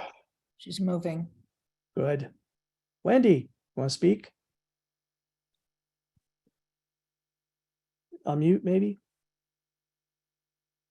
See, you've been moved I over. think Sorry. Go I ahead. was saying, thank you so much. I've already sent in a comment regarding public health, and I'm concerned that, I've seen signage, for example, in parks in Staten Island where the ground has arsenic under it, and people are encouraged to wash their hands, to leave their shoes at their door, to not bring dust inside. I know there's other kinds of mitigation efforts underway, but people go into the park, the parallel conveyance is going to be happening in the neighborhood. Your remediation work is underway. There's stuff in the air. Can there be some kind of support directly to encourage people to take these simple health measures rather than expect that the community board's going to get or even TAs are going to get that message to all the people who need to hear it. We can certainly examine that. That's a significant outreach effort, but I appreciate the sentiment behind it, and I personally agree with it. It's a matter of having the resources to adequately do that. Okay, well, you've got a lot more resources in the community board, which has exactly zero to deal with it. So I can't argue with that. okay. Which is, I guess, my way of saying I'd appreciate if you did it. Are there any others? I want to move on to the next agenda. We've been doing this a long time, but if there's something burning that can be dealt with tonight. Okay, closing this agenda item. Thank you so much for coming. We invited you, and I appreciate you spending this much time. You're welcome. Is it okay for us to leave? I guess is the. Yes. We are done. Thank you so much. All right, no problem. Thank you. And if there's any other questions, please don't hesitate to reach out to us. Can you send us the slide package? Yes, I should be able to do that for you. Thank you. Thank you, everyone. Ooh, okay, am I unmuted? I still am. Yes, we're gonna jump to 2 block parties, items. No, 8. we have the DEP. DEP. Oh, DEP are going back to DEP. They're So, all, yeah, they're all here. Item 4, DEP. This is informational about, okay, this is the second floor at that facility on Pike Street. Go ahead. Yes, hi. Thank you. This is Humberto Galarza, New York City Department of Environmental Protection, Community Affairs. Thank you, David, and thank you, Susan, for allowing us the time. I apologize for being a little late, sidetracked. We're gonna have Alicia West, who's our Director of Public Design Outreach, just share with you the work we have on the Manhattan Repair Headquarters. She will share the screen with you. Permit me to share the screen. Actually, it's not letting me. Okay, I have to promote you. Thank you. Thanks, Susan and David. Okay. Thank you for your time again. So Okay, we're gonna you should be able now. Okay, so she's ready. Okay, are you ready, Alicia? Yes. Okay, thank you. Thank you, Humberto. Okay, can everybody see my screen and hear me okay? Yes. Okay, great. So as Humberto said, my name is Alicia West and I'm DEP's Director of Public Design Outreach. I'm joined tonight also, in addition to Humberto, who you all know, by Shibli Sadiq, who is overseeing this project as well. I'm going to walk through the slides. We have a brief presentation tonight. I think it's about 12 slides, so we'll go through it and then we'll have time to answer any questions that you may have. But tonight our focus is our plans for an addition to DEP's Manhattan Repair Company headquarters in advance of our submission to the Public Design Commission. Okay. So as many of you know, DEP's mission is to enrich the environment and protect public health for all New Yorkers by providing high quality drinking water, managing wastewater and stormwater, and reducing air and noise and hazardous materials pollution. We have some pretty impressive stats here. DEP maintains over 6,800 miles of in-city water mains, 109,000 fire hydrants, 148,000 catch basins, and 7,400 miles of in-city sewers. And the Manhattan Repair Company headquarters is where our 24/7 repair teams are stationed for Manhattan.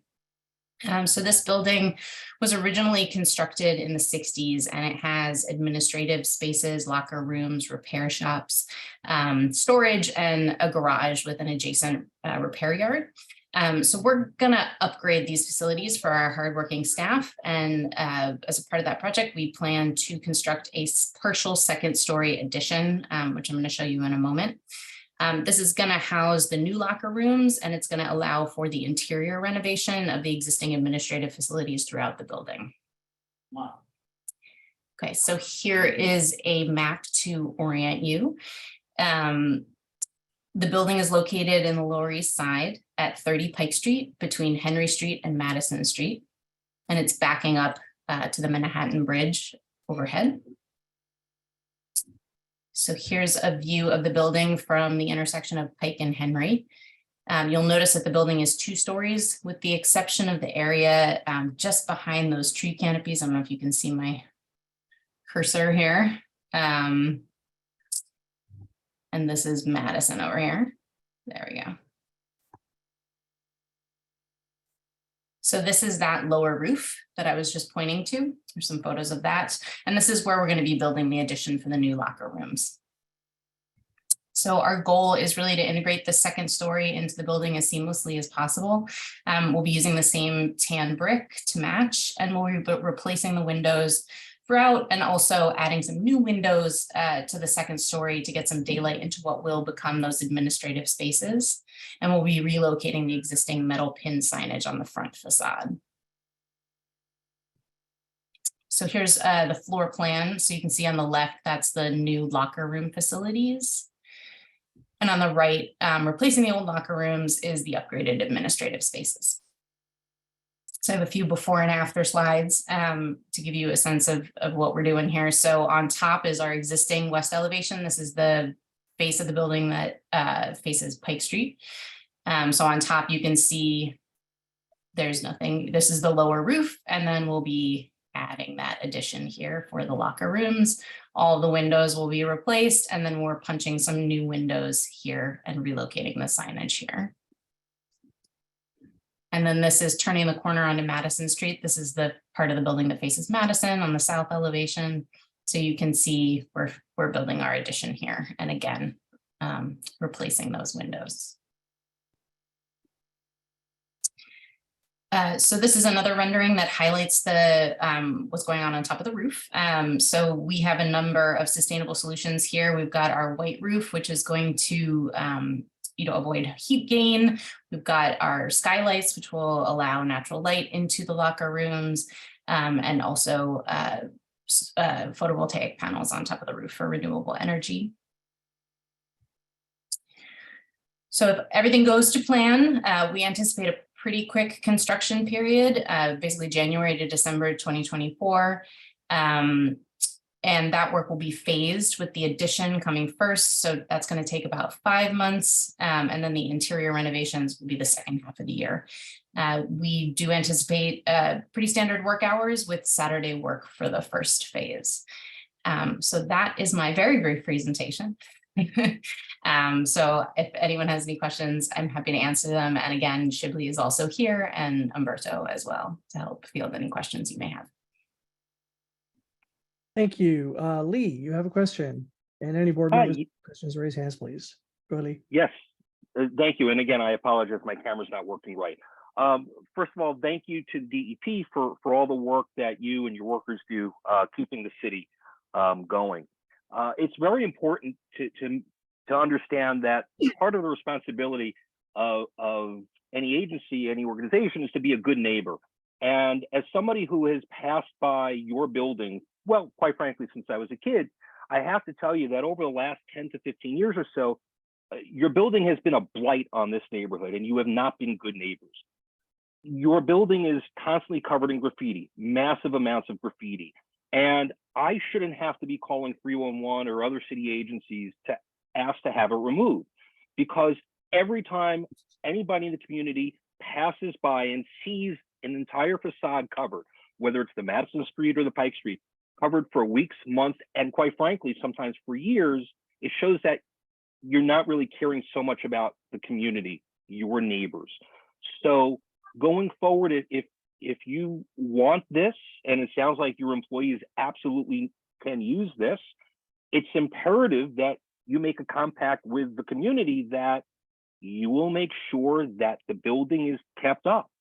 And when it is unfortunately tagged by vandals who come to our community to vandalize, that you will take steps that it as soon as practical to please have that graffiti removed. Only then could I support any of this. Thank you. Yeah, absolutely. Thank you for your comment. Yes, graffiti is a major issue in this neighborhood. Sorry, I've got a siren happening. It's a major issue in this neighborhood, and a major issue for our facility. One of the things that I do want to mention is that the headquarters has been implementing a graffiti coating on the brick, which is enabling them to clean off the graffiti much easier these days. And that's something that we'll be doing in our new addition as well. I do know, I've spoken to the folks who work at this facility. I do know that they have, they do have a pride of place, and they are also dismayed when they clean up all the graffiti and they turn around the next day and it's back. They do their best to certainly keep up with it, but definitely noted, and I'll reiterate that with them.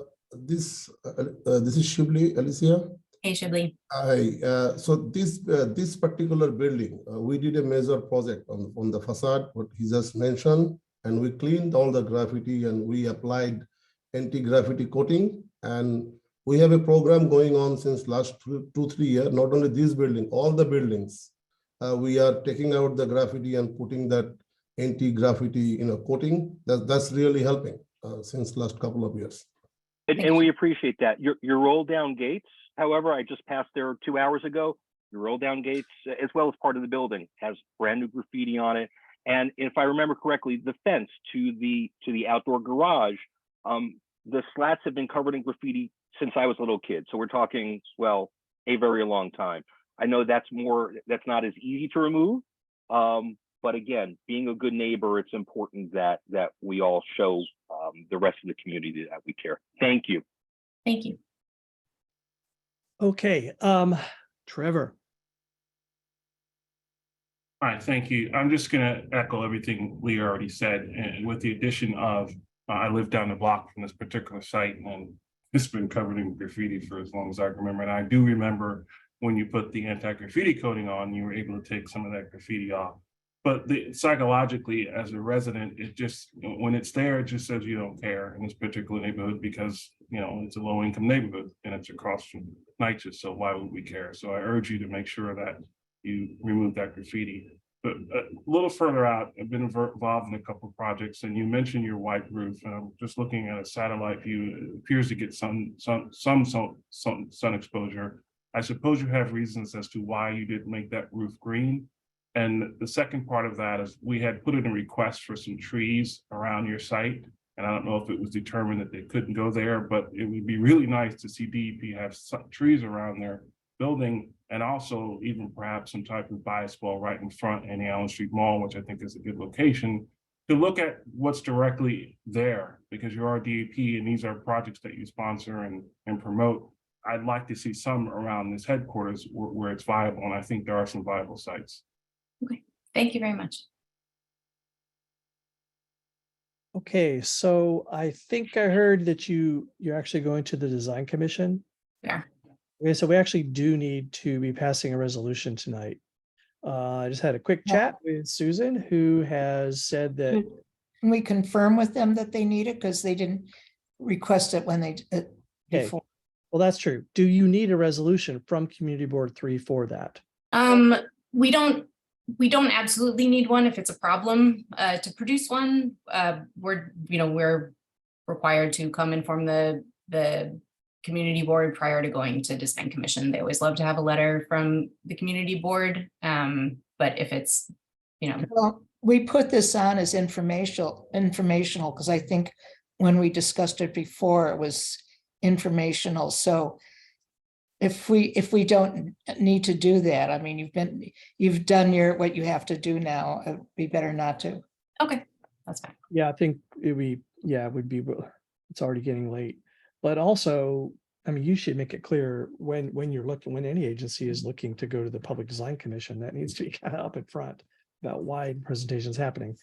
Does anyone on the board, does anyone on the committee feel that we should do a resolution? If we don't chime in, we'll go through. So I guess to guide you, if you are against the project, or if there's something that you really want to say to the design commission, then we should pass a motion.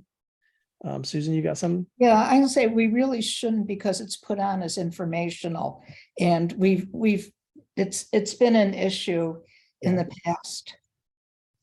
Yeah, but we also shouldn't let this go to without comment if we want to make a comment. Let's just talk about what we want to do and then we'll figure out exactly when. Trevor? I just want Alicia to follow. She didn't answer that one question about the Oh. white roof, whether that could sustain a green roof.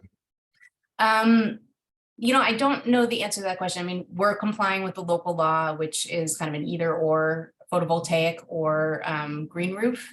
So in this instance, we've selected photovoltaics. Shibley, do you have any of the background surrounding that? I know that obviously green roofs come with a considerable amount of maintenance, which is always a challenge. The solar is As fine to everyone cover stated.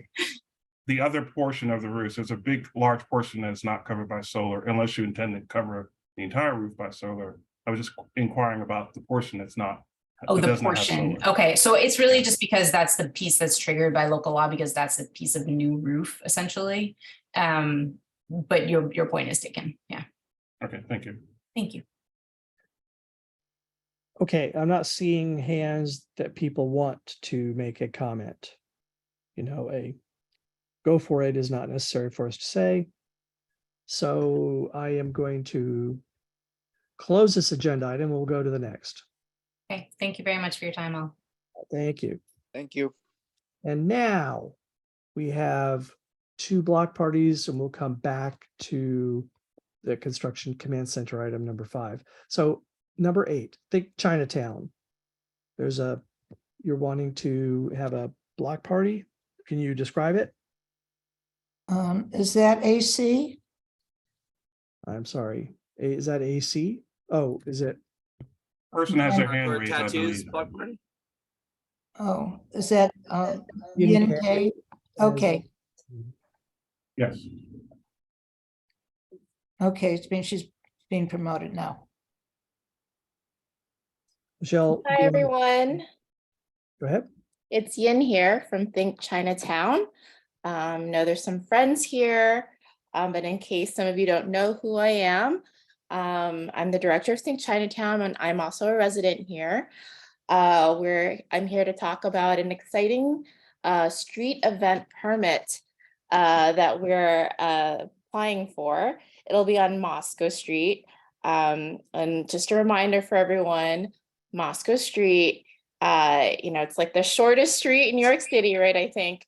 And so it's actually does not, the closure of the street would not really impede on vehicular circulation. We're looking to have 3 events over the summer, all Sunday afternoons, 3 to 7 p.m. On June 18th, July 16th, and August 20th. Our DJ is Yu or Rochelle Kwan, who's also a hometown Chinatown gal. She lives on the block and she'll be spinning old records from China, Hong Kong, Malaysia, all over Asia. And we really emphasize intergenerational programming. So you'll see people of all ages there. If you've been to Think Chinatown event before, we run the night market and Chinatown Arts Festival. So we're very used to programming within our community. You might have seen our studio. It's at the intersection of Pike and Division. So maybe you've seen us before.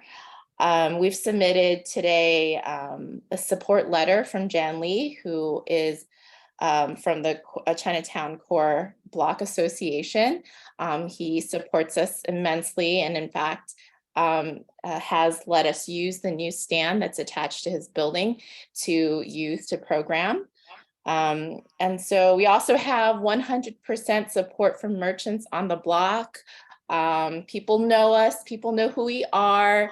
In case there's any issues with noise volume, which I doubt, they know how to reach out to us, or in case they want to know what song it is, we're happy to let them know. We'll have bilingual flyers out and about, so we can invite the whole community, and we hope you all can be there. I try to keep it short for you all, so happy to answer any questions. Does Susan have a question? Susan? I just wanted to make sure you're aware that community board always puts a 4-hour limitation on the amplified sound. Sure. So our event time is 3 to 7 p.m. Perfect. Clarifying questions from the board? Attendees, is there any attendee who wants to ask a question, make a comment? Okay, we need to pass a resolution on this. It can be simple. What happens is Susan goes onto an online form somewhere and basically checks off yes or no. Maybe there's a comment there, but it's not a lot. So it can be a simple resolution. Motion to support the application. Okay. It sounds like there's a significant community component to this. So let's draft a resolution. Let's do it as just a few sentences. Are you, Wendy, available to ready to maybe put up a Word document?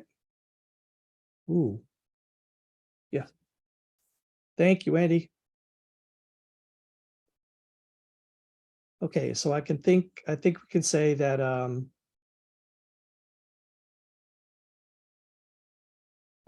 CB3, so if we could just reword what's on the agenda, just say we approve it. I don't think we need to put a lot of rationale here. CB3 supports the Chinatown Block Party sponsored by Think Chinatown.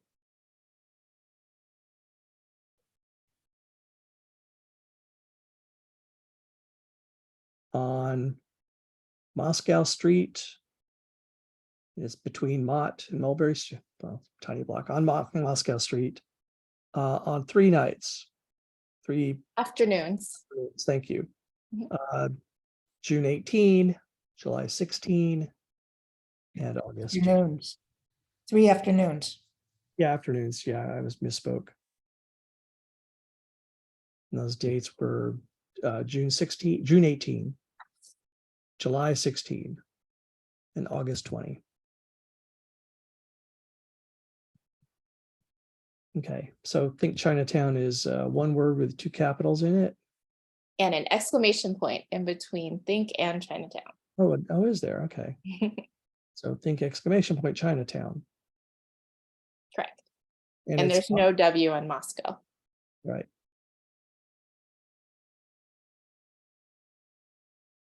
Okay, and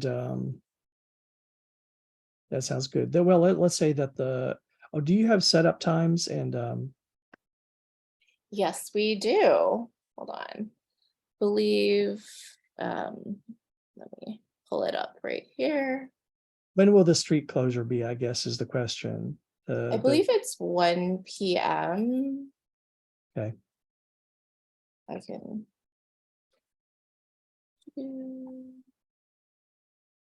So Yes, 1 to 3 is setup time.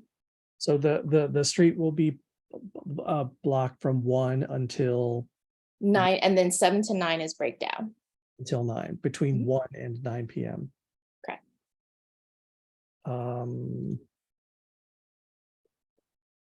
And the sound permit will be from 3 For the 5th precinct, yeah.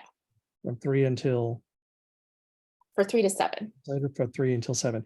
That's the information that the board someone might inquire about. I don't believe nothing else would be important. Board members, are we ready to vote? Every time I lose my participant box every time that presentation begins. Okay, I see no hands raised, so we will go to a vote. Wendy?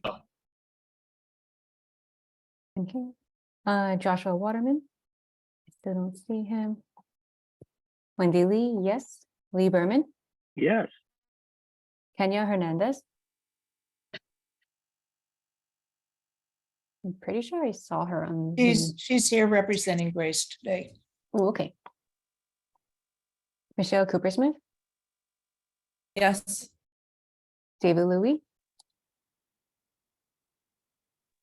Richard Robiak. Yes.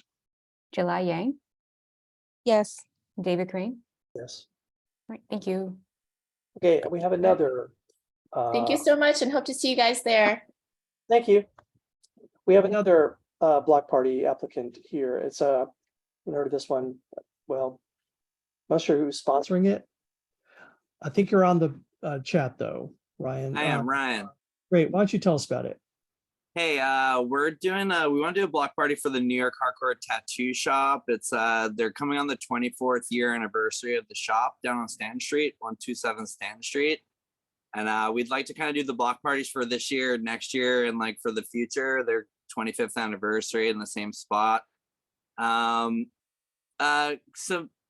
the history of the shop is like it's opened by some like real New York City punk rockers from like the CBGB's era, and like they've made it in the same spot through like, you know, everything now and like through the pandemic, and they've got a new owner, and like he'd kind of like to, you know, intro to like part of the community is like a staple of the community for a long time.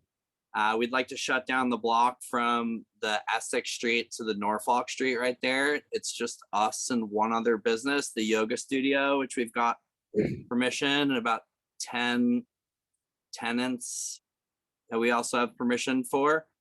We're gonna set up like a live little performance like the afternoon of July 29th, 30th. And, you know, from 12 to 8, set up live the amplified sound from like 2 to 6 p.m. And we're just hoping that we'd get the support of the community board. You know, no one's ever been on the community board, ... It's pretty straightforward, nothing crazy. We would like to set up on the sidewalk. You know, we'd have the block shut down if we could. So it's a street activity permit, office permit that you're applying for. We loosely call them block parties. This is a commercial establishment that's going to have a, is that what this is? Yeah, it's a tattoo parlor. And so they'd like to do like a kind of like an anniversary birthday party. They've been on the same spot for 25 years or 24 years on the date. So Okay, so if committee members have, or board members also clarifying questions, raise your hand. Susan? Yeah, I just wanted to clarify that a block party is when the community does it. If it's commercial, I think SAPO made you change your designation from block party to street event. So this would be a street event, not a block party, because it's strictly commercial. I just wanted to clarify that. well, I mean, I don't know if it would, we're not trying to sell anything. We just kind of want to do a party for the block we've been a part of for 25 years. So and a block party is when like a nonprofit or an organization that is not for profit gives an event, and or it's the called, residents, right? it's called a block party. When a business does it, even though you're not selling anything, it's called a street event, and that's why they had you change your designation. So just wanted to clarify that. That's all. I mean, what? Okay. So it would be a street event we would be approving. Okay, so committee members, are there committee and board members perhaps? I'm gonna go to the public for comments. Public, is there anyone over in attendees who wants to speak? All right, so committee members, what do you think? A question for you. How often do we approve this type of permit for a commercial entity to close off a street to throw a party for a business? Have we done that in the past? And if so, do you recall? I for don't what? recall having done it. Susan, do you? Yeah, so this didn't used to be allowed. SAPO changed the rules and again, didn't tell us. It used to be only nonprofits were allowed to do it. So I don't know exactly when they started this because we were never notified. So one of the reasons you never did it in the past was because it didn't happen. And when there were strictly promotional or commercial events like a promotion of a product, that didn't come before us. So this is kind of a whole new ball game.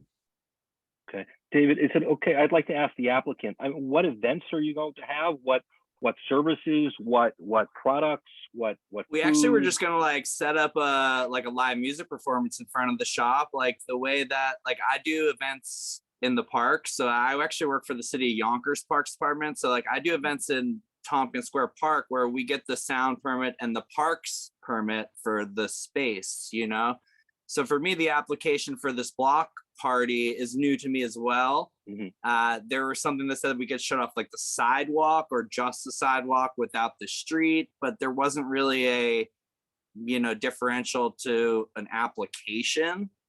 So we really just want to kind of like have a little bit of a celebration of the birthday of the shop that's been there since 1999 in the same location. We've gotten the, you know,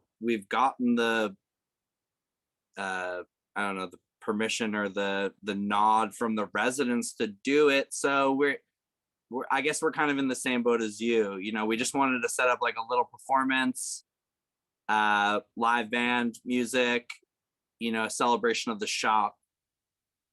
Susan, is there a way of supporting this organization or this commercial establishment without closing off the street?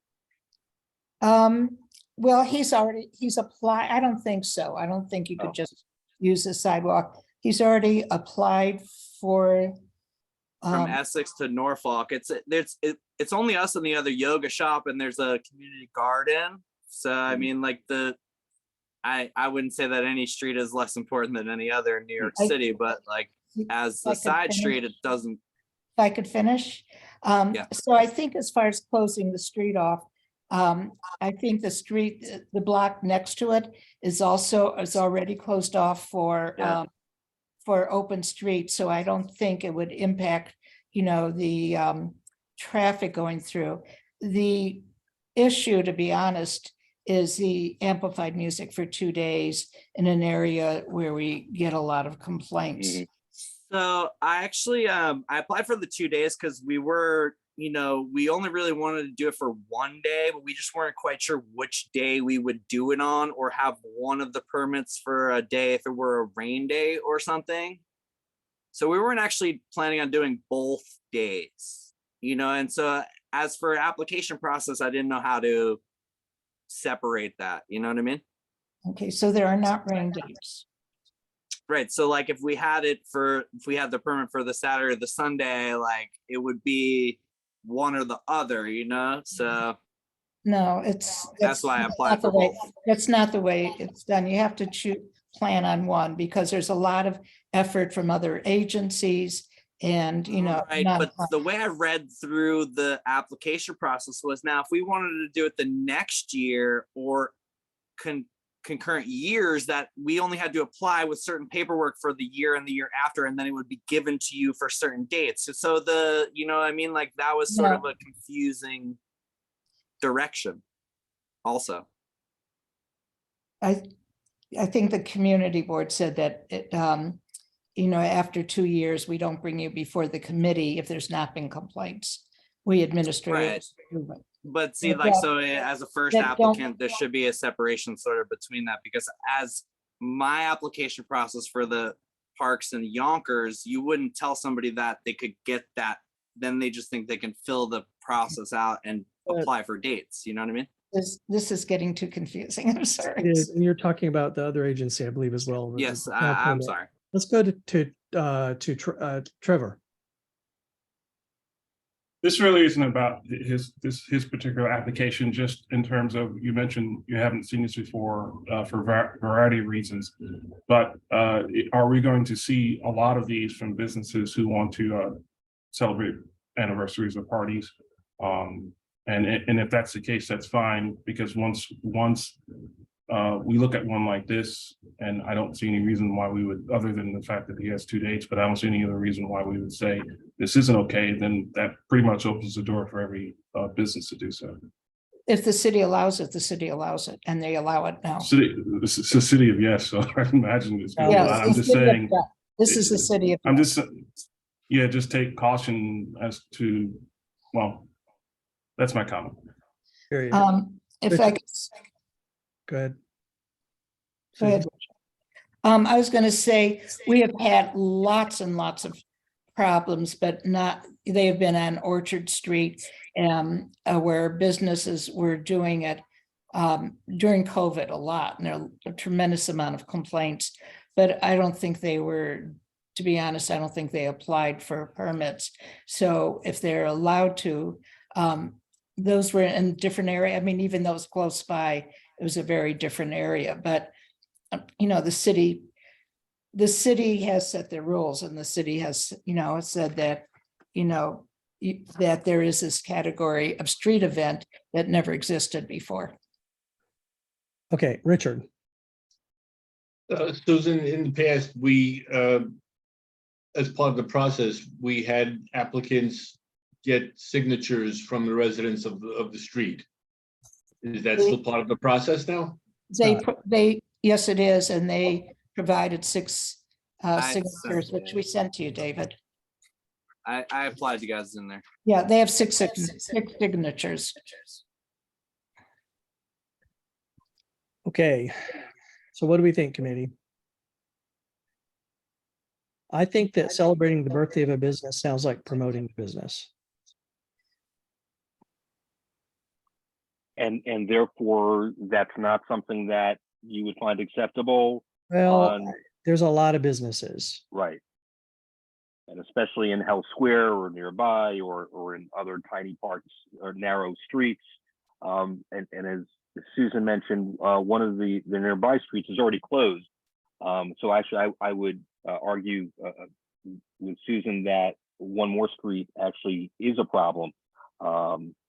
So I would vote against this if I could, not because of the commercial tenant, nothing against the tenant, but if this is a promotion for a business and is closing off a street for not as high a community need as I would prefer if a street has to be closed.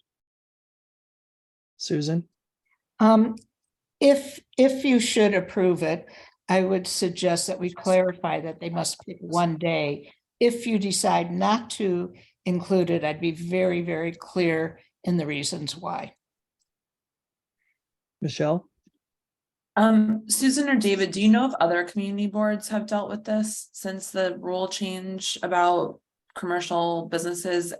Like, have you heard from anyone else? I don't know, but what has come up is that particularly in the last month, the district managers have been complaining that we don't know what the new rules are. And we asked the borough president to have street activity permit office come and present to the district borough service cabinet meeting, which they've agreed to do. So I know it's an issue. I don't know what other boards are doing.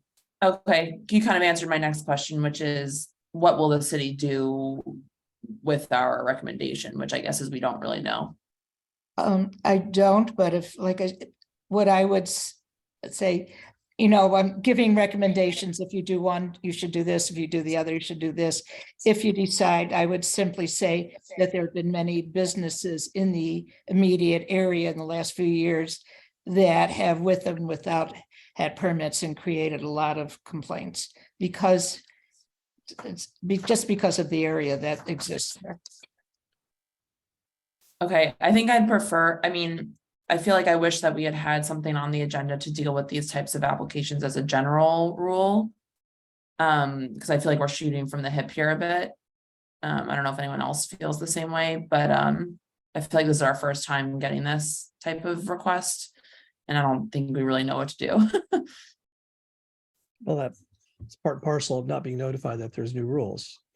I didn't realize till literally today, when I went to look at the signatures, that it wasn't a block party. So July. I mean, I put the application in like weeks ago. No, not your and fault. I spoke with the lady from the community board.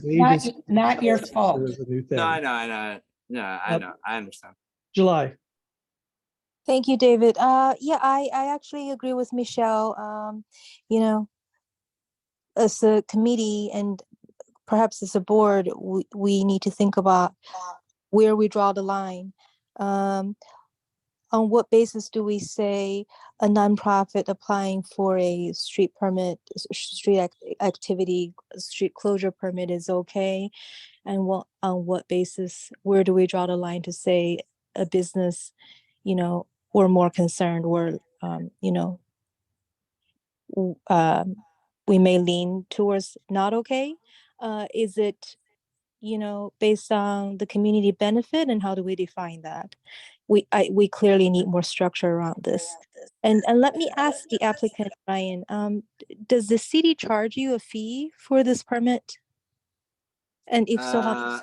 I paid like, it's like the same as applying for a Parks Department fee. It's like $25 to apply. You pay the application fee, and then this, like if I applied for a park, the Parks Department would get back to me and say, hey, your date's not available, but this one is ... And then I'd have to go through the same thing, like, drop the cleaning bond and go to the police precinct to get the sound permit for the 4 hours, because that's all that is allowed anywhere. So So you're yeah, paying I've already paid for $20?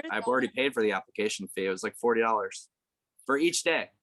Okay, maybe the rules are different now, but if prior to No, but so I COVID, already paid like it was like, just to put them in for each day to get it to you guys, it's like $40 for each. Let date. July apply. Yeah. For the okay, 2 dates. all right, well, thank you for that information. I remember prior to COVID, the city was charging $5,000 for a permit for, Not for I a think, block party. yeah. Well, and I mean, then no, but see, like if you look at it, if I was a for-profit throwing a street event or a festival, it would be a different story. Because if I was going to have vendors out there that were going to make money on the street event, that's what draws the difference between we're just trying to have a party for our anniversary. We're not trying to sell anything on the street. We're just trying to celebrate that we've been in that spot for 25 years through the pandemic from July. 1999. Well, I believe that That's it. that $5,000 fee is the street fair or street festival. If you're Yes, gonna make money and sell, that's a whole different thing. It's to make Yes. money. and then you have to have insurance policies and all this stuff. Because I have an LLC that does private events.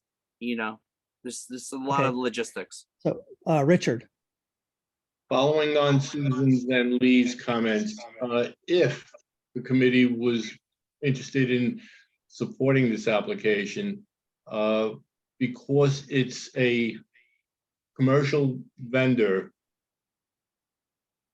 I would like, if we put forward a motion, I would like the motion to say, this is definitely a one-shot thing, and we don't,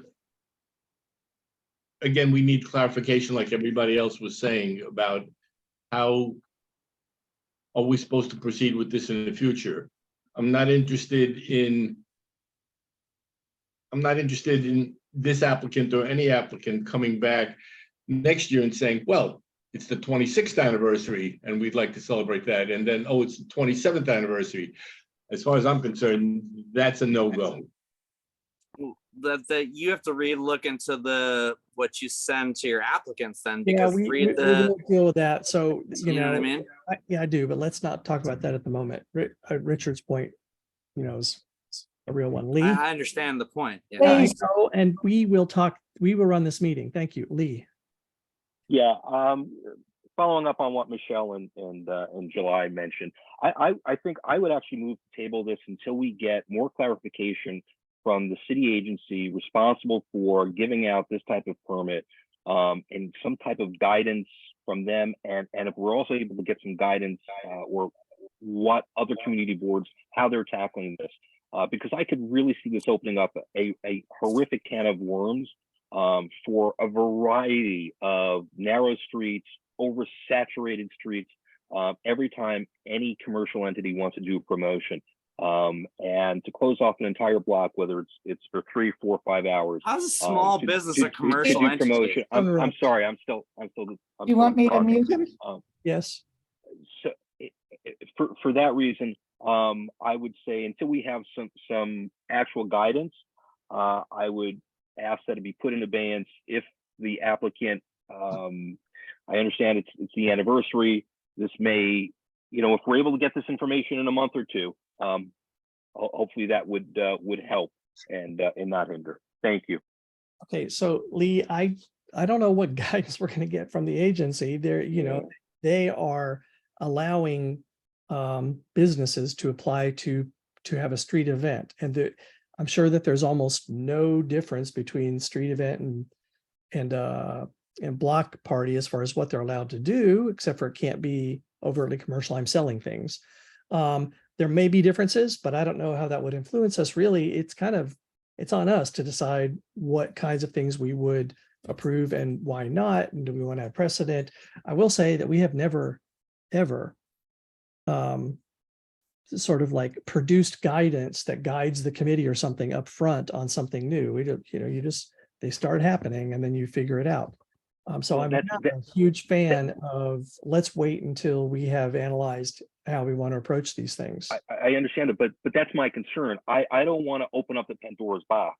I don't want, suddenly because we've granted this applicant and next month we get 2 other applicants and it snowballs and suddenly we are Right. tasked So with. why do we want to ask the agency about that?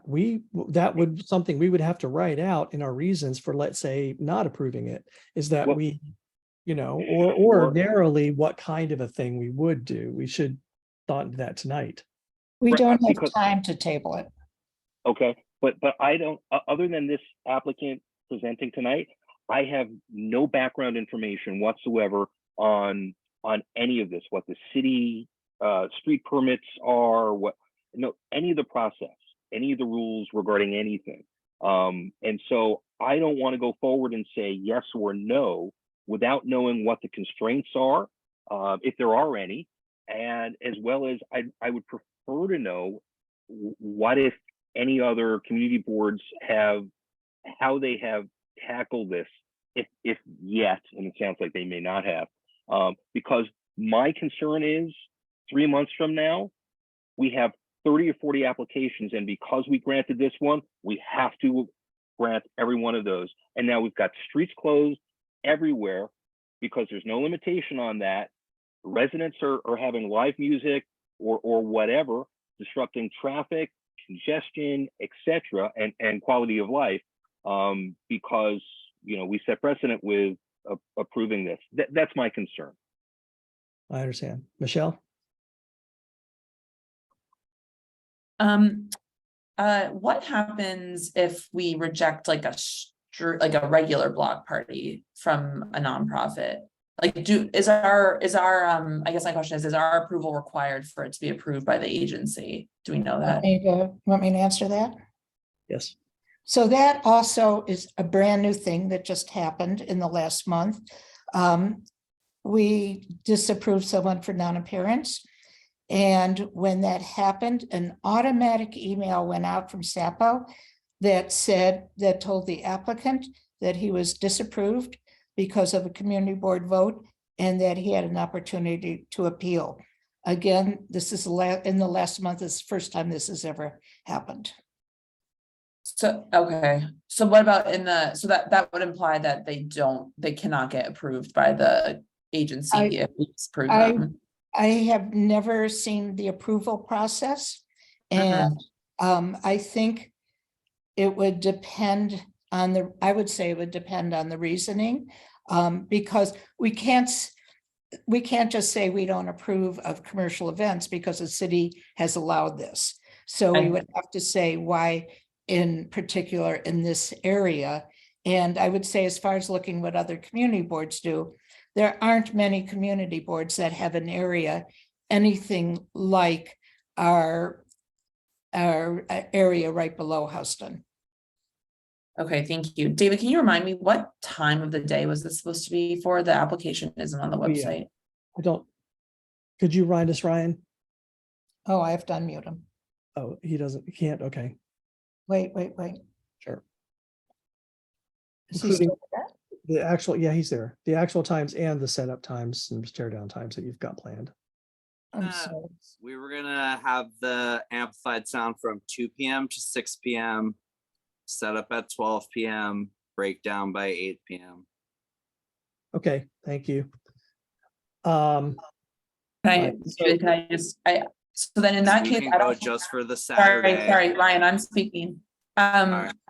In that case, I don't think I can with great consciousness say that we would deny it because of the problems in that area, because the problems are later. I don't know if that would really makes sense. I know that the ones that were, that the unsanctioned ones, like the one at Froth and the one at Zaza's Pizza were during the day, I believe, and then also that one at Belfries with the cars, but like those seemed like really out of control and unsanctioned, so they, you know, probably not similar to this. If they're getting like a sound permit from the police. So anyway, I just don't know if that explanation would work for me. Sorry, so Susan, your hand's up? Yeah, I wanted to say when people are asking about the rules and stuff, a block party, you're not allowed to sell anything or do anything commercial anymore. And the difference between the block party and this is that it's commercial. I believe that's probably the only difference. He's not vending, but he could if he wanted to. Really? I believe so, because he's a commercial entity. I also want to say there are other commercial events that do not come to us, and they're promotions, but the difference is that they're certainly never going to be every year, and they're usually like an hour or two. The ones last year that were a problem were at least 90% during the day, and most of them on Orchard and Ludlow. And they did generate a lot of complaints. One thing to think of is that if there's amplified music, it's not going to stay on that block. The music isn't just going to be on that block. The street's going to be closed for that block, but the music is not just going to be on that block. So I agree without leaning one way or another. I do agree that if, your vote is going to make a difference for future applications. So if I'm going to start a bunch of things that have been said recently, okay, sound, like, loud street noises, it's a cumulative problem. So I don't think it has to be happening at the same time for it to be a problem. Maybe we don't understand enough about them. I had said previously, the differences who sponsors it. Now it sounds like there could be quite a few differences between block party and a street event. So I guess I spoke too soon earlier. And there's another thought about, well, we certainly, if we were to approve this, then we really ought to put on the agenda to totally reconsider the administrative approval that we grant something that's been happening for 2 years already. We did that because there are a fairly large number of nonprofit events or, just block association. They don't necessarily a, 501c3 nonprofit, but a not-for-profit organization. There's enough of them that we were hearing a number of them at every meeting, and it didn't seem like it was good use of anyone's time. But if we start getting a whole lot of these, that would be arguing the other direction. It'd be like, wow, we need to do more administrative approval. And I do think that once we start having these, that there are going to be more. Our administrative approvals don't apply to this because it's not. Right Our now, administrative approvals are for block parties and street fairs. This is neither. Okay, thank you. But we would, it's going to become a consideration. I have a feeling that there are going to be a lot of these, and I'm not a fan of them right off the bat. I'm not a fan of a commercially sponsored street event that is of a commercial nature. I mean, the city years ago put a complete ban on new street festivals, the long ones. I mean, they've relaxed that more recently, but a lot of those are, they're a lot to ask. I don't think they have relaxed the ban on street fairs. They've so maybe created they're not other ready. categories. They created other categories. Okay, so those large ones are, you have to be grandfathered in then, those We ones. still have 10 a year. All right, committee, what do we want to do? We really need to send up a yes or a no. Oh, that's the other thing I was going to say about when we do send up a no, now they send out an automatic email saying you are denied but you can appeal it. So there's an appeals process, but we are still putting in a form that says yes or no. The agency, that is ridiculous. The agency has done a ridiculous thing right there. We Presumably, could put in comments, well, I think we should, but not. because I always put in sound permit limited to 4 hours. If you want to write a resolution, I could put that in. Okay, thank you, but If still, the sound if permit's there's a an 4 appeals hour, that's process, law. if there's an appeals No, process, that's our rule. That's a law. It's actually a law. that's excellent if that is the truth. It's, If there's an appeals process, is the community board involved in that? I mean, where is it, whatever we I'm say? sure we're not. I'm sure we're not. Anyway, it would be And nice. this is only, Okay, it's, so the email does not say that we're at all involved in the, as a matter of fact, it says that when they appeal, they're not appealing to the community board. okay, so we, right, which I wouldn't anticipate that they would, but it would seem that we would be involved, but maybe we have to put our comments up front. What we need to do is have them come to us if we can arrange for it next month or month after to explain the process, this type of a, you know, everything surrounding this type of thing, the street activities, street events. We just need it. But tonight, we have to decide on this one application.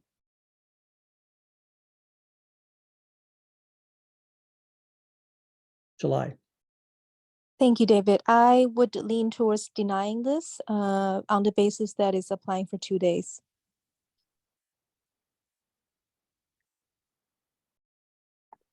So that's not a motion, but that's an approach we could take.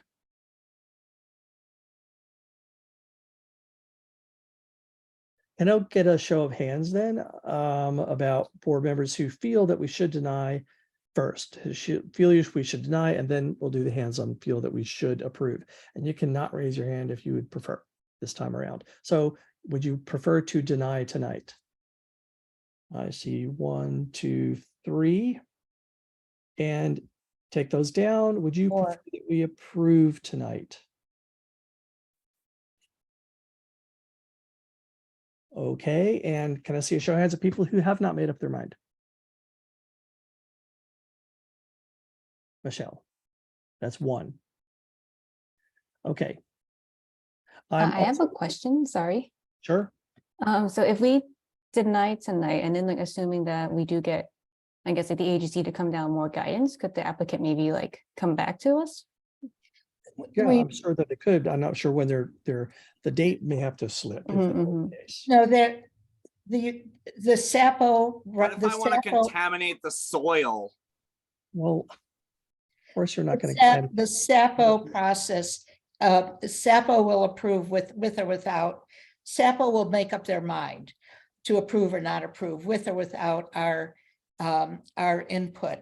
And they're pending right now. If you wait a month, I suspect SAPO's going to, because they have time constraints. Again, there's a lot of planning that becomes involved in this. So we don't have, that's why we always put them on immediately. And ask David what the vote was. Oh, well, I'm also in favor of not doing it tonight. So there was 4 wanted to disapprove tonight. I am so sorry. Because of the in-reading conversation, I don't remember if someone raised their hand, they wanted to approve tonight. And then there was one who mine wasn't made up. But anyway, it was 4, 0, 1, and 1. Just to help us figure, we need to get to a motion here, Lee. And David, I would just point, I'm sorry, Susan. I would just point out that observing the applicant's demeanor tonight, I would argue that it should be denied. If there was a problem at the event, the comments made and the way that the comments were made, I don't think that the community's concerns, neighbors' concerns would be listened to or cared for. So that would just be another reason to reject. And Susan? I was going to say you can also abstain, but that does not allow you to come, that would be it. There have been times that we've gotten a notice so late that I had to abstain and said, too late for community board to vote. Yeah. So actually, there's 1, 2, sorry for me, 1, 2, 3, 4, 5, 6 members of the board. So I'm going to take that straw poll as the motion. So there's a, because it was 4 of the 6 of us. Let's start drafting that, please. Oh my gosh, it's 9:15. I'm so sorry, y'all. But that DEP one, the Con Ed one was, I mean, that's a big deal. So we did spend 1 hour and 20 minutes on it, and it was productive for people. Wendy, we know when you can get a Word doc up. Now we need to explain pretty carefully why we are doing this. And really, frankly, if it's not strong enough, we shouldn't pass this motion tonight this way. And we'll put it into the note field if it's long enough. So whereas, let's start by saying we have an application, and then let's say that this is a new kind of application, which has a commercial component, and of which we are not familiar with. And then we should say, well, we could say a paragraph about well, noise in the area, although I'm not totally clear on what that would be. Why don't you just put a couple of words here, whereas we have an application, and, you know, break down. Let's go down to the next one. Whereas this is a new kind. This is a commercial street event, not a not-for-profit block party. You know, and then the next one, if we wanted to, there is a street closure adjacent, and so it would be I don't know how much it strengthens it, frankly, but there's an adjacent street closure. Next one could be, whereas there's there are noise complaints in the area. Next one could be,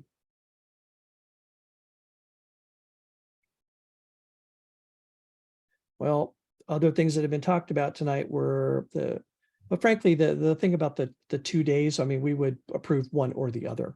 That's the kind of thing that we typically do with a nonprofit. We will tell them, you can only have one or the other. And we would hold them to that in the resolution, where we are only approving a single one. So I don't know if that even makes sense to add. Are there others? I would say, there have been non-permitted similar events by local businesses in the last several years that have created Were those alcohol fueled events? well, no, They were not.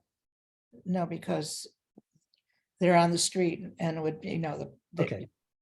That have created complaints from residents and caused police action. Okay. So now my problem is having commercially sponsored events are going to become, there's just going to be a whole lot of them. And I don't know if this is the place to put that in here. But I would. Yeah, say, but that if that is the reason that I'm opposed. I don't know how much water that's going to hold with the agency. I would say the unique nature would be everything, because the city allows it. So if we're saying we don't want it, it has to be because of the unique nature of this area. Of the event being a commercial event. Well, commercial events in this area. If it was just one, you probably wouldn't be so against it. Well, if it wasn't going to be a flood of them, right? So that's what I'm saying, the unique nature of this okay, area. Yeah, the area is a lot of commercial storefronts, and it's up in the East Village too, really. There's just a lot of commercial establishments that potentially would want to have these.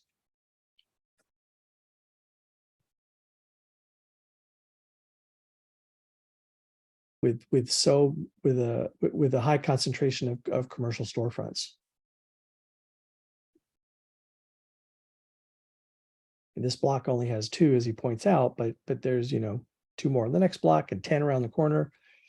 Yeah, the high concentration of, so now, and then therefore denied, and then let's go back and put bigger sentences in, fuller sentences. Are there other paragraphs that people want to put? Think about that while we work on what we have. Where we have an CB3 has an application. Now, whereas they've applied, whereas NYHC Tattoos has applied. Okay, from NYCH Tattoos for is commercial street event the right thing to call it here, or just Street event is what it's called. street event on Stanton Street between Essex Street and Norfolk Street? On Stanton.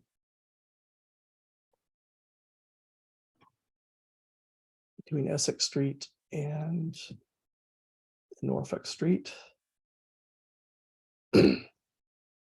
On the afternoon of, okay, actually, well, he's applied for both. We can explain it briefly, but on the afternoons of July 29th and 30th.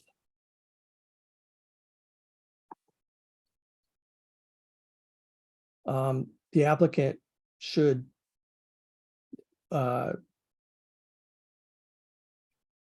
not be granted 2 days and explained that one was and explained his thinking that one would be a rain date.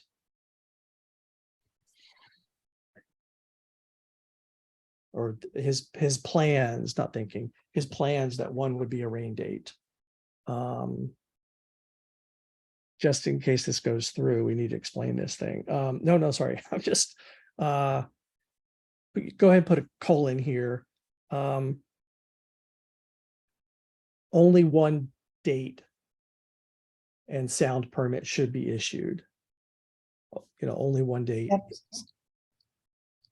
That sounds like you're approving it. No, but I don't want to, I'm not going to do that. I'm not going to play that game of like, oh, if we're denying it, we can't say anything about what they shouldn't do if they do it.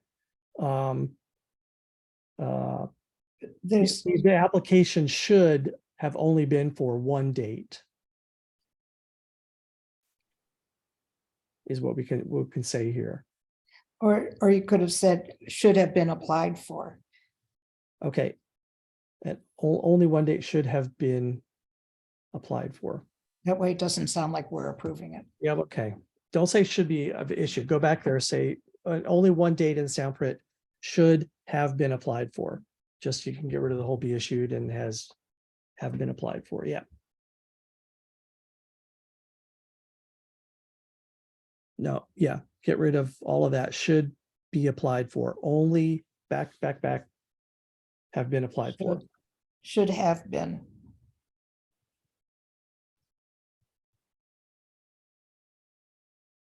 Okay, period. Let's end it. End it in a preposition. That's fine by me.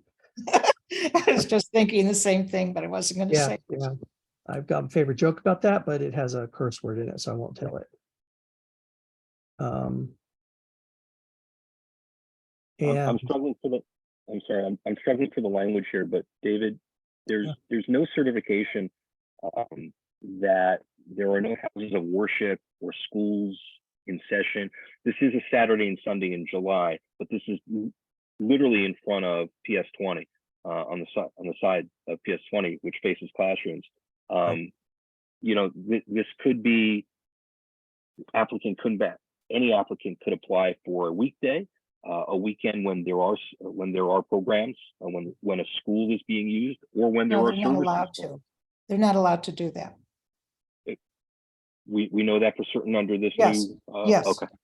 Yes, for both churches and schools. Well, as Okay. long as it's the same as the block party one. Right. Yeah, okay. Let's also add the sentence here that the street closure would be would be from 2 until 8 p.m. Oh, sorry, from noon until 8 p.m., from 12 till 8 p.m. Yeah, and the sound permit was requested from 2 to 6 p.m. Yeah, it's just, that's fine. All right. Whereas, so the new kind, let's say, all right. This is a new kind of application. This is, let's say, SAPO, which is the name of the agency, has recently begun allowing it's AP 1 p.m. Yeah, SAPO has recently begun allowing applications for a commercial street event.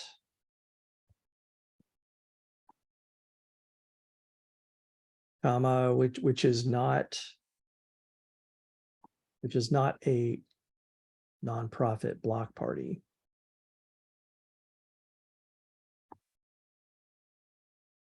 And this application is for a commercial street event.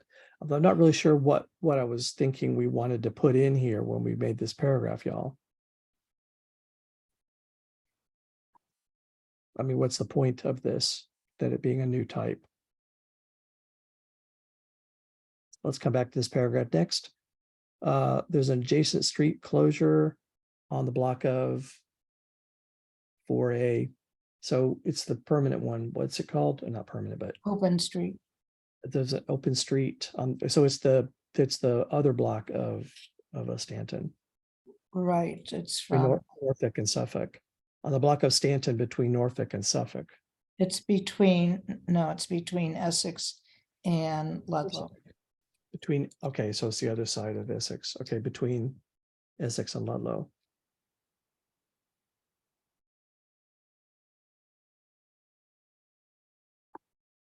Okay, period. We don't need to say more. Now these next two are really the same thing. What's the best way to present these two thoughts? Something like there's a history of noise complaints.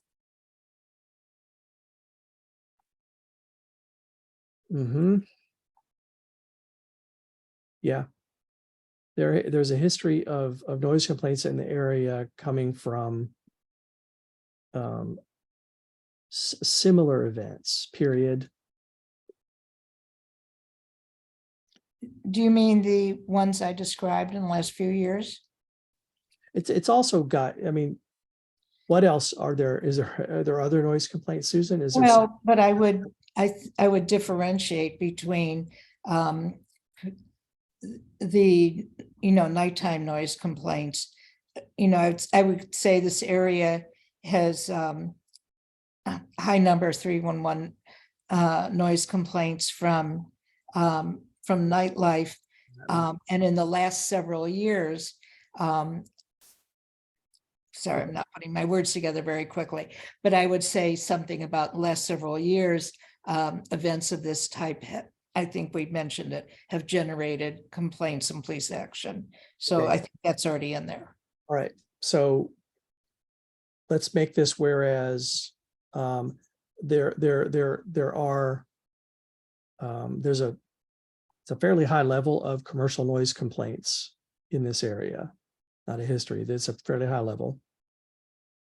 I don't know exactly how high it is because I haven't looked these up. Among the highest in the city. It is But yes, but we can look that up. the high level of commercial noise, get rid of the word of there. In this area coming from nightlife establishments.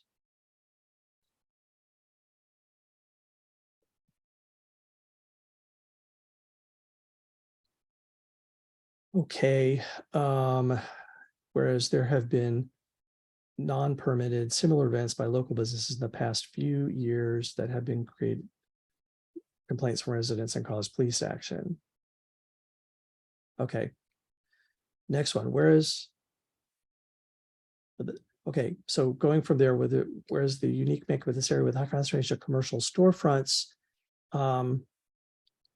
That unique concentration seems likely to cause a proliferation of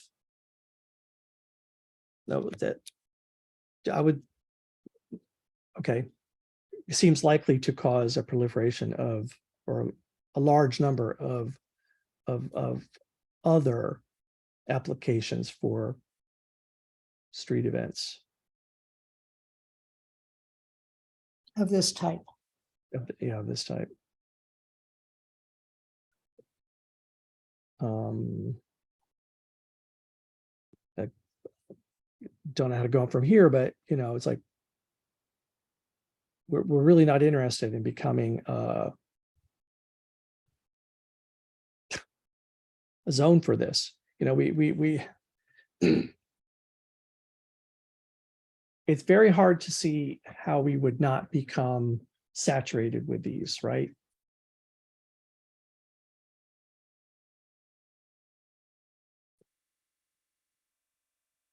So it's hard. It's going to be very hard to choose one over another. What's going to happen is there's going to be just a lot, and then we're going to be, maybe we'll be able to say no more than one per year per block or something, but it's going to be, if they're adjacent around the corner. Is this sufficient, y'all? Oh, I've got hands up. I'm so sorry. Lee. No, I'm sorry. I meant to lower my hand. Michelle? Thanks, David. Yeah, I've decided that I'm going to vote no on this resolution for a couple of reasons. I don't think it's fair to say that the ones that caused problems were quote unquote similar events. We don't even know what those events really were or what they were permitted for. This applicant has experience throwing outdoor events in Tompkins Square Park, which we actually didn't even ask him about because I think that the committee was already just so against it. We didn't ask him about really the particulars of the application. I think that we would have approved this if it were a nonprofit. Businesses are not inherently good or bad. I mean, the same as nonprofits. I can think of a lot of really evil nonprofits. And I think that we're going to get applications anyway if this city is allowing this type of thing. So denying this one is not going to be some deterrent to people to apply. I mean, I really highly doubt that applicants are going to be searching the minutes of Community Board 3 to see what happened or even asking about it ahead of time. So I just think that I don't even think we really evaluated the merits of the application. And so I'm going to vote no. July. Thank you, David. I have Google Maps open and I'm counting 12 businesses on the block on Staten between Essex and Ludlow. So I don't know if you want to, That's across the Essex, right? His block is the other side of Essex. It Street. is? I thought we just said it's on this side. Norfolk to Essex. Yeah, the other side is the other closure. That's Got the it. street. Got it. Okay, then never mind. Okay. Yeah, I actually wasn't anticipating this would send a message to other businesses at all. I'm thinking that the SAPO office is, unless we are consistent, they are going to ignore us. That is what I'm afraid of. And I don't see a way that we can start this without going down that path. Michelle's hand was up still, or no? Again? Susan? Yeah, I think I agree with everyone that it's a really good idea. It doesn't help tonight, but a really good idea to get SAPO in to answer all these questions. And I will say the police can also deny an event. And I was going to ask the 7th precinct tonight. But one unfortunate thing that's happened is that also without notice to the community board or anyone, this city has started this summer all-out deployment where community affairs officers in every precinct are taken out of the precinct one day a week and assigned in other boroughs. So the person I was going to ask was deployed to another bureau. I was going to make an announcement about it at the end of the meeting. But police also have a lot of influence, and the police in that area have the same concern. So, I definitely will follow up with them. Okay, let's knock out the word similar because it is true. There have been non-permanent events. Right there. So I still see Michelle and July's hands up. Those are from before. We may be done here. There was a paragraph that I thought we ought to come back to. Which one was it? That one, right? The second one, which is not a non-block, which is not for a commercial street event, which is not a nonprofit block party. I would say that CB3 does not understand.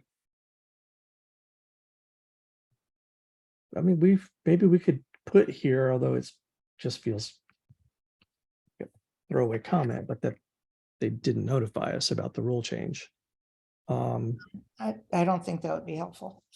Okay, but we don't understand we don't understand the parameters of or the process. We don't understand the approval process at all for these.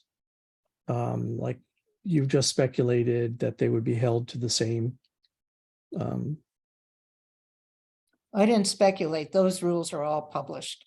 Okay. And those are very available. It's just that you have to know something's changed to know to go look them up. It's a question of not knowing what you don't know, but they're all very clearly published. So is there any point for that paragraph? If no one speaks up in favor of leaving of preserving it, we're going to strike it because I'm not sure what to say. Sorry, which paragraph again? The one there, right there. It informs the other board members that this is something different. To debate. July? Yes, thank you. What if we moved it down, combined it with the last paragraph? Would that be helpful for the last paragraph? Interesting.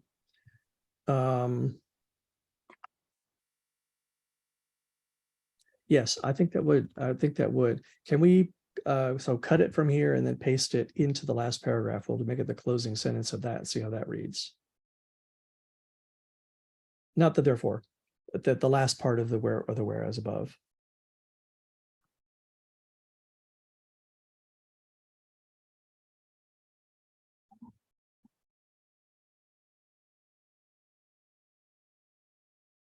Okay, maybe it should be the first paragraph, the first sentence of that paragraph.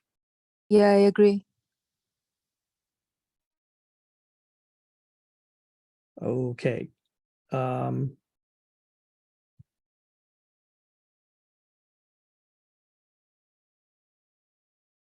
Okay, and we have stated clearly at the top that this is for a street event or for a street event, right? Okay.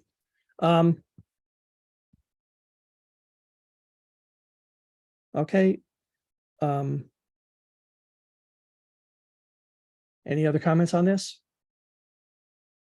Debate? You ready for a vote? Oh, wait, deny. Can't say therefore deny. Therefore CB3. Everyone's not paying attention. CB3 denies this application for this street event. Is that good enough, Susan? I mean, I would maybe just add, as we do not believe it would benefit the community. okay. But we don't need to repeat everything from the first. Yeah, I mean, that does capture it. My really only objection is I am so nervous about the number of commercial events. Plus, this one is going to be pretty explicitly promoting a business, and I have my doubts as to whether that's wise. But okay, any other debate? Suggestions? We're ready to vote? Let's vote. And wait a second. Oh, we got one more item. So let's vote here.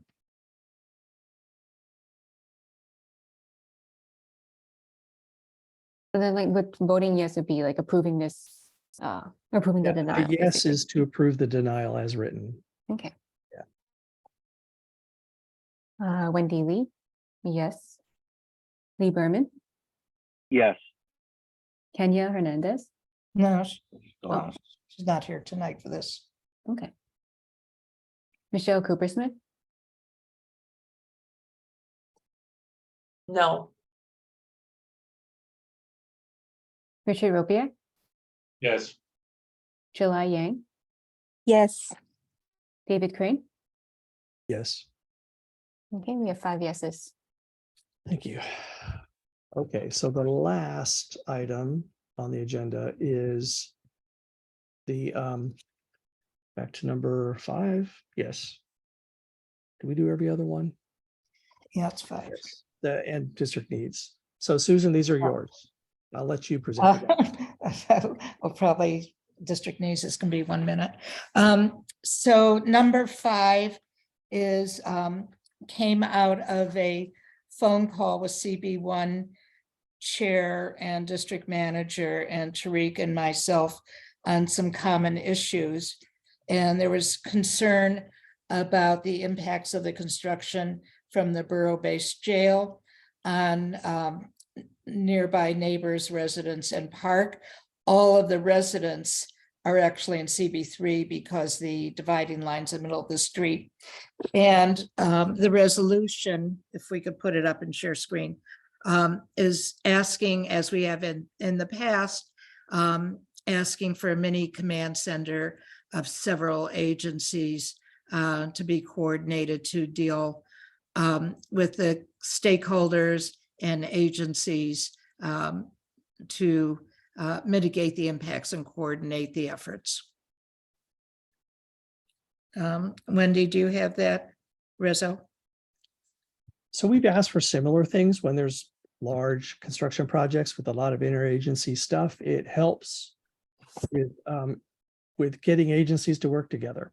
It also helps the board office can get constituent services. Like if there are complaints of a certain nature, they can get it addressed pretty quickly through this kind of a thing. So I haven't seen the motion yet, but I see no downside in doing this. About the only upside, as long as we're doing them for a limited number of things, because agencies kind of have to contribute more effort.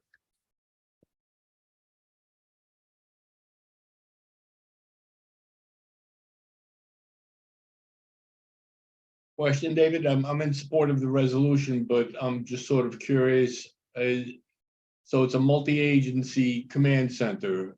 Who's in charge of it? Last time, well, the only time we've ever had this before that I'm aware of was after 9/11. And there was a person who was put in charge, or she's actually our liaison now from City Hall, Robin Forst. I'm not sure. I don't think she was out of any one agency. She was just as probably from City Hall. We did another one, or maybe it was modeled on this, but you had another one done for the Essex Crossing, I thought, development. Right, and that one, we did, a lot of this wording is from that one, and DOT, at that one, we asked DOT to be in charge, but I don't know that. Well, Susan, I'm sorry, following up on that. So I remember, I think I first got on the board when that was proposed, and perhaps that entity was working behind the scenes, but there was no, from what I can recall, no public acknowledgement of that. It wasn't successful. We didn't get it, but it's another administration now. So how can we make sure that, what can we do differently, if Well, anything? It's a very different, it's a different administration. And our liaison in City Hall is the person that was in charge of the last one, and at least understands how effective it was. So I'm hoping that, we may get a little bit of backing on that, but, we're trying to do it. The borough-based jail has been very contentious. I'm hoping the city will find this an easy way to try and, give the community something that they need. Okay. Michelle? Oh, I just was gonna say that I actually had no idea what BBJ was from the agenda, and if we ever have something like that, can we spell it out? It was Thank my you. mistake. It was very much my mistake. I put it down as kind of a placeholder, and after it was published, I realized it. And I'm sorry. Oh, no, that's okay. I always, I do a lot of DC work, and I always say, please, let's not use acronyms, because people down there love to do that. Thank you. Yeah. You're absolutely right. Yeah, I'm surprised to see someone younger than us, Susan. I mean, who's not younger than us doing it. They do it all the time at work too. I work with a bunch of 25-year-olds. No, it was, I realized after I did it, and actually one resident did complain. Okay, so is there other discussion of this? Since it is our last agenda item, we'll take this as the also the vote. There's no other business after this, right? So we'll have one vote, which will also serve as the attendance. Oh my gosh, it's so late. Wendy. I just have like one quick question about this actually. Since we have all these like agencies in that one area, could like residents go to them for open streets concerns? To this, if this gets set up, Mm-hmm. No, I this don't think would so. just be construction. Just jail construction, okay. And it's gonna be an Theoretically, invitation thing for like stakeholder tenant associations and things like that. I don't know. They typically didn't have open meetings. That's correct, but their DOT in the current plans does plan to have a person and some kind of entity to be in charge of all the, well, no, I'm sorry, I made a mistake. That's open restaurants, not open streets. I take it back.